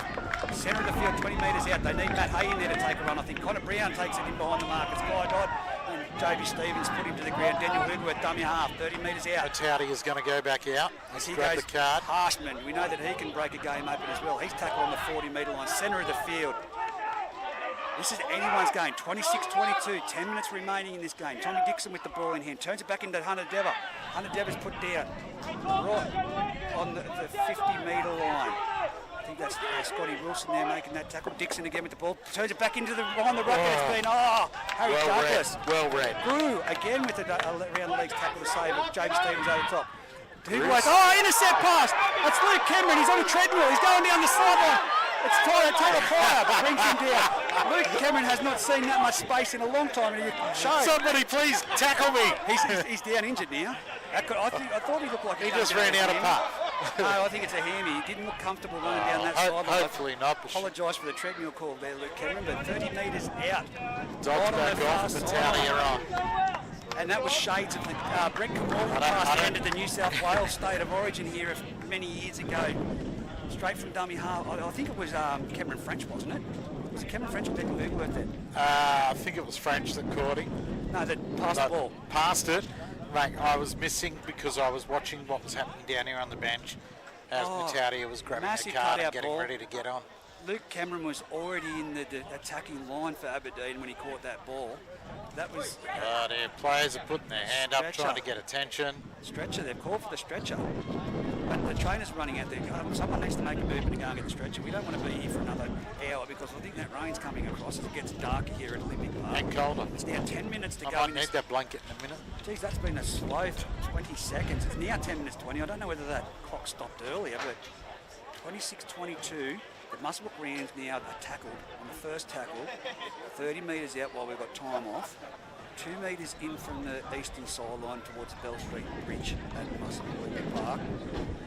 And it's Luke Cameron, and he didn't look comfortable running there, and that's why I said he looked like he was on the treadmill, but where was the support? Taylor Pryor, I tell you what, he turned, but it was like watching the Olympics when they show that slow motion, chariots of fire. When they show that graph where they show where they burst into speed, Taylor Pryor has turned to run, and then all of a sudden he came about 40 kilometres faster running down Luke Cameron. But now we've got a break in play. Showing plenty of concern and taking their time out there, which we always do prefer that they do that and look after the player. Well, I can see down here on the sideline, I said earlier, the person to turn it around when it was Muswellbrook down 22-8. It was Aberdeen. You've got to remember it was 22-8 at half time, and I said, who can do it for Muswellbrook? We didn't know. And I said, Adam Bartholomew was a name that I saw off the paperwork. He's down here on the sideline at the moment with John White, who's also out. Muswellbrook, like I said, every week, every game, they've gone through the reserves, injury plagued. At the moment, they're at that same situation, but it's later in the game and they're in front. Yeah, look, unfortunately, it has started to happen. We mentioned earlier that it's good to see that they still had a full bench. Since then, we've seen a couple of players go down and come from the field. Matauti has gone back out there now. Well, it's a leg injury here for Luke Cameron, and he said, I don't have a stretcher, just get me off, just carry me off. You can see him saying it. Knowing Luke, he doesn't want it, the stretcher. He's looking at the far touchline there, isn't he? Yeah. He's in all sorts. He's going to be chaired off the field here by the two trainers. They're going to go off on the far side to get the game back underway. And it'll be Muswellbrook, like I said, playing the ball 30 metres out from their try line, 5 metres in from the sideline. Who's coming on for Muswellbrook? It's going to be Bailey Carter that goes on for Luke Cameron. So they're going to finish with a lot of experience out in Muswellbrook, but only one player left fresh on the bench, which is Don Cooper. That was funny. Kai Dodd also So there's 2 players that they can use on the sideline. If Chanel and Matauti can stay out there, we've seen him go off with that hamstring earlier. Yeah, well, he was doing some work. They were doing plenty of work, giving it a They need rub to do and it. Singleton's whatnot, got and the up and down, up and down. So, Singleton's got the cycles on the sideline. The yeah, exercise I bike. saw that. They Professional outfit. took some new cycles, keep everybody warm and all.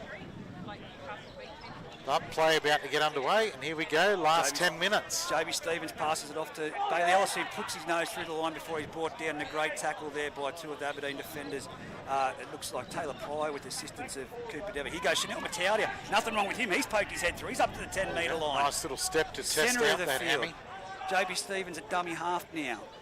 Passes it out to the left-hand side to Lenny Craft. He's been good acquisition from Muswellbrook in this late part of the season, and he's brought down. He didn't make any ground. He's 9 metres. He hurt as well. Nah, just been held down by a big unit. As he goes through straight towards the uprights, he's tackled there by Harshman and Cooper Dever. He's spinning, trying to get over the try line. He's right on the try line. Last tackle, JB Stevens dummy half. Goes to the right-hand side off to Bailey Ellis. He runs across field. He's going to be trapped with the ball, is he? He's going to try the flick pass. He's going to have to do something with it here. It's the last tackle. Someone needs to tell him, and he's put down. 2 metres in from the sideline. Well, that was a bit of a fizzer at the end, wasn't it? Aberdeen's going to have to ruck it out from down in that corner. The repeat set was there. The line was open for a nice little scrubbers on the line. As here we go. Cooper Dever plays the ball back. It's Dave Manane taking the hit up off the first ruck. Aberdeen now 12 metres out from their own try line. I want to see some quick line speed here and hold it down play here. the ball. It's now off to Brody Perry, who's done a fantastic job off the wing for the Aberdeen Tigers. I think the other wingers in the competition need to take note of the workload that he's gone in and done today. As he goes, Jaden Harshman straight in behind the ruck. He's been picked up and put down by JB Stevens, grew over the top, just shy of his own 30-metre line. Still 26-22 with 8 minutes to go. Morford across field, passes it to Hugh Collins. He's tackled there by Tom Story and put down. Great tackle. They're shy of their own 40-metre line. Moffat, dummy half, offloads to Swaddling. Swaddling runs straight in. A great collision there with Scott. One with him, and he had an arm free. JB Stevens, and he's dropped it. He's lost it. Swaddling has lost it just shy of the half line. I've missed that because I wasn't watching. Drew is letting him know about it. I was not watching that. I was looking for the next play as to where the plays were set so I could get their names right. But Swaddling. And he got up and he just dropped it cold right beside his foot. Well, here we go. 8 minutes left on the clock. The Rams in front. Chanel Matauti takes the first hit up off this set of 6 and he's run straight into Cooper Dever and the assistance there. I can't see who that is over the other side. It's number 11, Taylor Pryor, and he's gone on with the tackle, Taylor. There's a bit of a push there from Chanel Matauti. It's now under 8 minutes to go as he goes, it's Dylan Jordan, hard and hit. fast. Straight and hard, and he's been hit by Swaddling with the assistance of Huger with. Here goes JB Starr. It's a penalty to Muswellbrook. Penalty to Muswellbrook, Swaddling and Chanel Matauti just walking silly behind play. him. Tell you what, this has been a great game of football to watch. I really thought that Aberdeen were going to go on with it in the second half. 22 points to 8 at half time. Did expect them to go on with it, but look, the Rams came out with plenty of intent, and Well, they have. Well, 18 points says that. 18 points in the second half, and no response from the Tigers. As here goes Joby Stevens from dummy half on the second tackle. He's put down 19 metres out from his own, from the Aberdeen try line, centre of the field. Dummy half, it's Scott Wilson. He jumps and goes to the 10-metre line. He's been put down there by Harshman and it's solidly tackled over the top there by Hoogerworth. Muswellbrook under 7 minutes now remaining on the clock. As I said, this would be one of the greatest upsets that we've seen if Bailey Ellis can get. It's a play on, one-on-one strip. He still hasn't been touched. But I thought there was a couple in there himself, but anyway. But now it's Aberdeen with the ball to get out of trouble. And here it goes through Harshman. Oh, great tackle around the legs, right around the thighs by Lenny Craft.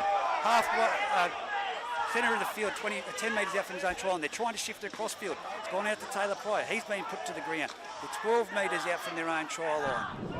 Great defence by Muswellbrook that we haven't seen all season. Here goes Hoogerworth now, running as a ball playing forward, and he's up to the 30-metre line, centre of the field. 6 minutes remaining in this match. Dixon from dummy half off to Moffat. Moffat gives it off to that man that's broken the game open twice today. Hey, and he's been tackled with Tom Story, and it's Lenny Craft to put him down, but he's got up and tried to have a second attempt, and he's been taken down by Rosberg and Cabillo. Here we go. Josh Moffat comes back. He turns it back under, and it's Harry Douglas brought down in the tackle. It was a hook over the shoulder. It wasn't over the shoulder. Some right in front of us. High shot. Yeah, that's right in front of us. We saw that. And here goes Moffat. 40 metres out from the Muswellbrook line. It's put up a high kick. It's sitting up in the breeze. straight underneath it. Oh, great take by Payne. Great take by Lachlan Payne out there. 20 metres out from his own try line.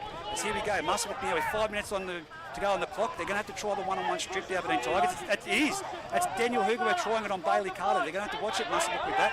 As here goes Lachlan Payne. Hold that ball, young fella. As he's hit by the Aberdeen defence and then wrapped and put to the ground. Great run by the young fella. How does someone that small bounce a couple of players off him? And that was silly, whatever it was, because it's now time out. Swadling's done something on the 40-metre line. He might go and spend the rest of the game. What happened there? I was looking at you. He slammed his head, I'm being told by the video. He pushed his head into the ground with an open palm. I haven't seen it, but that's the words that we're hearing. It's going to be a penalty, 42 metres out from the own try line. Lucky. No time out there. Probably lucky to still be out there. Centre of the field, Bailey Elster kick to the far side here. 5 minutes to go. 26-22 to the What a Rams. finish. It was 22-8 for those listening at home live at half-time in favour of the Aberdeen Tigers. It is now 26-22 as Pete just said. Muswellbrook with a tap, restart, 40 metres out from the Aberdeen try line, 10 metres in. Chanel Mataudia takes the hit up. He's gone straight towards Taylor Pryor, young Tommy Dixon. And there was 3 in that tackle. How can that be play off? He says he's dropped it cold. No, he said one-on-one tackle. That was a brief down. Braveman Wendell, that is the worst decision you made today. There's been a few of them, including the scrum penalty for not binding, that we haven't seen since 1932. Now it's Aberdeen Tigers. Muscling up the Rams. 50 metres out, right on the halfway line. Huger to this right side, brings it to Swadling. Swadling's gone through Grew, and he's up over his 35 metres out, centre of the field. The Muswellbrook need to lift. They can't put the head down. They're going to the left-hand side with Tommy Dixon. Tommy Dixon out to Harry Douglas. Harry Douglas shapes. He goes through, puts his nose through. He tried to do the offload. It's gone out there. That was a forward pass. That was a mile forward. That was a mile forward. And hang on, how we got him. Yes, well, what was down here on the Anthony side. Worth got to stay up with the play. It's young Tyrese over here. It was a forward pass. Got it from the far side. You've got to stay up with the play. You cannot be back and then put your arms out and go, oh, I didn't see it. That's exactly what he just did. I didn't see it. Yeah, he put exactly. his arms out like, I don't know. He was a good 10 metres behind the play. It's drifted a metre forward. That could have been the try that sealed up a draw here. And lucky for Tyrese on this far side, we've seen some great refereeing today from Dave Wood, which, you know, it's not enough for me to say. As Harry Douglas comes off, it looks like a dislocated finger, if you ask me. The way he's holding that hand, I would say so. Someone will try and pull it back in for him. 20 metres out. It's going to be up to Glennie Craft to take it off the scrum. Aberdeen need to go for the one-on-one strip. 3 minutes remaining, 26-22. Tom Story from dummy half. He takes a seed line, runs straight into Harsman, who owns him and puts him down. Tries for the one-on-one strip, but you can't strip it on the ground. It's now Muswellbrook playing at 32 metres out. They're going to have to be careful. Here's Grew. That's who they need to put it in the arms of. Those type of blokes to hold the ball and go to the ground. Still running forward. They're trying the one-on-one strip, and Grew's still going forward because everyone's trying to fall off while they steal the ball. Grew with the ball. Off the button, dummy half. Turns it back into Rosberg. Rosberg runs. Every Aberdeen player is going for the one-on-one strip. There's still 2 minutes 30 to go. Complete the tackle. You're giving Muswellbrook easy they'll yards. get another set of 6 yet. They're giving Muswellbrook easy yards for this one-on-one strip. He goes Lenny Craft to the line. He'll go to the ground with it. He won't try the one-on-one strip. And it's now Muswellbrook on the last tackle. 40 metres out, 20 metres in from this western sideline. Button from dummy half. Darts is going to break. That's what happens when you go for the one-on-one strip. Connor Brown. And puts him in a tackle. Great tackle. Grabs up Button and throws him into the sideline. He's taking him out from 2 metres in the field of play. Which is a bit of push and shove and carry on.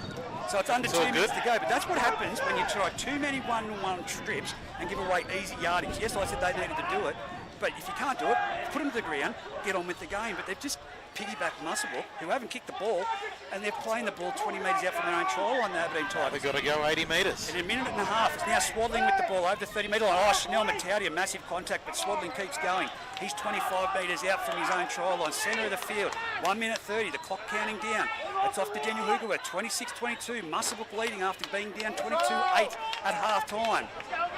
Grew with the tackle there on young Connor Brown, centre of the field. Moffat comes across to the left-hand side and he passes it off to young Richie Graham. Richie Graham's run to the sideline.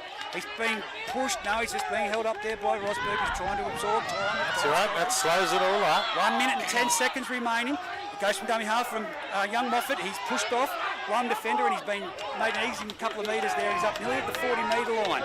18 metres in from this grandstand side. Under a minute to go. The clock's now at seconds to go. Tommy Dixon kicks it deep. It's up high. It's going to be a test for young Butto here. He collects it on the foot. That's the ball game, you'd easily say. That's 45 seconds to go. Stake What a is what take you by want young here. Butto. Here goes Lachlan playing from dummy half. Oh, hold on to that ball, son, as Dave Manane is very good at the one-on-one strip and puts him to the ground. It's, there's not a player, the player hasn't moved there. I think it's the winger from the other side who's had a fantastic game. Brody Perry is down on the 20-metre line, and it looks like an arm injury. Yeah, he's not moving that arm at all, is he? And balls, I'll say that, from young Button. They flew back to attack that ball. 3 of them at him, and catch he it on the charged full. at it and took it well. 30 seconds remaining on the clock. Timeout, 26-22. It's been a great game of football here. The Aberdeen players now reacting to the crowd. 30 seconds to go. Why would you do it? 37. 37, all Well, we're right. saying 30 seconds. The crowd's telling us it's 37 seconds. Yes, a lot can happen in 7 seconds of football. We know that. But there's a lot of panicked faces on the Muswellbrook people at the moment. Everyone's on their feet. Even in the grandstand, people are standing up. But if you've paid your money to come and watch this game, you've got a great game of You've football. got your money's worth this afternoon, that's for sure. So this is where Aberdeen are going to have to go for that one-on-one strip. But in that last set of 6, that's the discipline that I've been talking to Daniel about with his team. If you can't put him to the ground, don't try and fall off and then let one other bloke go in there and then get another 15 minutes to the attacking side. That was it. They just kept making metre after metre because everyone was falling off, Trying the one-on-one trying strip. that one-on-one. They could have tackled Muswellbrook and sealed it back down here 40 metres out and had better field possession to complete this last couple of sets that they would have had the Exactly, opportunity and watching all the teams play, the team that tries for the one-on-one strip more than any other is Aberdeen. Yeah, well, it's a telling sign because you've seen over there, and it's probably, the game could have ended differently, but Chanel Matauti had 3 in that tackle, and without a doubt there was a brief in there because the ball came out like it, and it was Dave Manane that got away with that. But like I said, you can't blame the referee. It's been consistent in this game. The referee hasn't given away 18 unanswered points in the second half. Not at all. And it was Not just at all. great vision. Look, I'll go back to that button pass to Chanel Matauti, same as we saw from Singleton yesterday, straight across the ruck on the try line on the last tackle to crash over to put them in this handy lead. It's just, Muswellbrook has just come out of here like a side we have not seen for the past 6 months. Well, I went to say it at the start, and I think I did, that, they've got that winning feeling after having that good victory over Denman a couple of weeks ago. Yeah. And Well, where does this put them on the ladder? I mean, we'll have to get someone to have a look. I'm not too sure whether this will affect things when it comes to Denman now finishing the season. The Muswellbrook still got that game up hand. We don't know what's happening there with against Scone, but there's a lot of confidence in this side now that we haven't seen. Exactly. And a lot of the top flight players back and uninjured, which is a good thing. Yeah, well, Chanel Matauti gave us that scare as young Brody Perry comes off, and he deserves a round of applause as the whole crowd's clapping for him at the moment. He's had a wow of a game on the wing after playing in the under-18s at fullback for the Aberdeen Tigers. I think like I said earlier, if players and wingers we've talked about need to get in there and give a little bit of a rest for their forwards, they need to watch what Brody Perry's done today for the Aberdeen Tigers. He's done a fantastic game, and that's without him going off injured. I said that. Exactly. As he comes off now, Tommy Dixon looks like he's shifted to that left-hand side. Is it a lack of reserves for Aberdeen Tigers at the moment? Is that the issue? It could be. It could be at the minute. But you can't look to blame the referee for this performance. No, not at all. I mean, they've been outclassed in this second half. I mean, that's just what people fall back to, it would have been easy yesterday for Denman to blame the referee, but it was just the lack of turning up. As here we go. Button from dummy half off to Chanel Matauti. 34 seconds left in this match. They're now 35 metres out from their try line. Swaddling trying the one-on-one strip. Chanel Matauti, a little bit of a tap there. As now it's off to Adam Grew. That's the arms that you need to put in the ball into place in this dying seconds of the game, so there's no one-on-one strip. Grew's now 40 metres out from his own try line. They're slowing the play the ball down. Aberdeen laying in the ruck. Which is not what they want to do. You milk it. 12 seconds remaining. 26 points. I'd be putting it out to the sideline. Oh, great tackle by Jaden Harsman. 7 seconds remaining. Someone needs to put it out the sideline. Here we go. And it is. It's Bailey Ellis puts it in the touch on the far side. Siren has 26 points to 22. Muswellbrook upsetting Aberdeen Tigers. I called it yesterday and said that Muswellbrook could do it. Footy. But 26 to 22, you're seeing a team with confidence. 18 unanswered points in the second half against the Aberdeen outfit. Like I said, they notably missing one or two players that I can remember. Kyle Smith, of course, out for the Tigers, but they've put together a great performance, especially that opening half was a great game of football. 22-8 into half time though. Yeah, when you're up 22-8 at half time, you don't expect to lose to the team running last on the competition. Well, are they running last now? Well, I wouldn't think they would be now. Well, that puts a big scare into the Denman Devils, especially after Yeah, it what we has saw to. yesterday. If they needed something to lift the rest of their season, today's performance here by the Rams should be it. Well, But we have look, to wait. the only real worrying thing for the Rams, I guess, is Cridlin, who they've got ice on his leg after coming off Luke Cameron earlier. Matalia finished the game strong, looks to be okay. Was stepping and running pretty freely by the look of him. But Wow, what a boil over. what an upset. But it goes back to, we've seen a few different things, and like I said, you can't fall on the referee. I say that about last weekend and that, especially when it's a turnaround of points like that. Muswellbrook were really relaxed in the centre of the field with their defence when they weren't unanswerable to the Aberdeen attack when they were turning back under. But that just came down to a wow performance. At half-time at 22-8, I was thinking, oh Christ, how do you stay positive in the second half of football? Well, It's going to blow out. They by came 40 out points. positive and blew them off the park, and a couple of positional changes that they made when they saw things weren't going their way in defensive line paid the dividends in the end. And of course, they finished the game with the fresh reserve as well, Muswellbrook, the first time. That's been the big difference. The reserves are there, 100%. but Aberdeen just no possession. That's how you win the game. Muswellbrook had the ball, all the possession in the second half. Yeah, exactly. If you play mistake-free footy and you've got the ball in hand, you're going to win most games. Well, that takes Muswellbrook on to 8 points. Denman are on 10 points, but it will depend what happens with the Muswellbrook Scone game. So that was from our fellow volunteer, Matt Edwards. But that's it from us today, Pete. Thanks very much for your time. Been an absolute ripper of an afternoon of Group 21 action again. And once, of course, we have to wait until when people ask the question why, we have to wait until the period expires that people can be charged from the match review till it goes on YouTube. Oh, look, it'll be up there eventually for We'll people get to there, watch. but that's the All reason good why things we come to those who wait. Rightio. Until next week, thanks Hooroo. very much, and we'll talk to you later.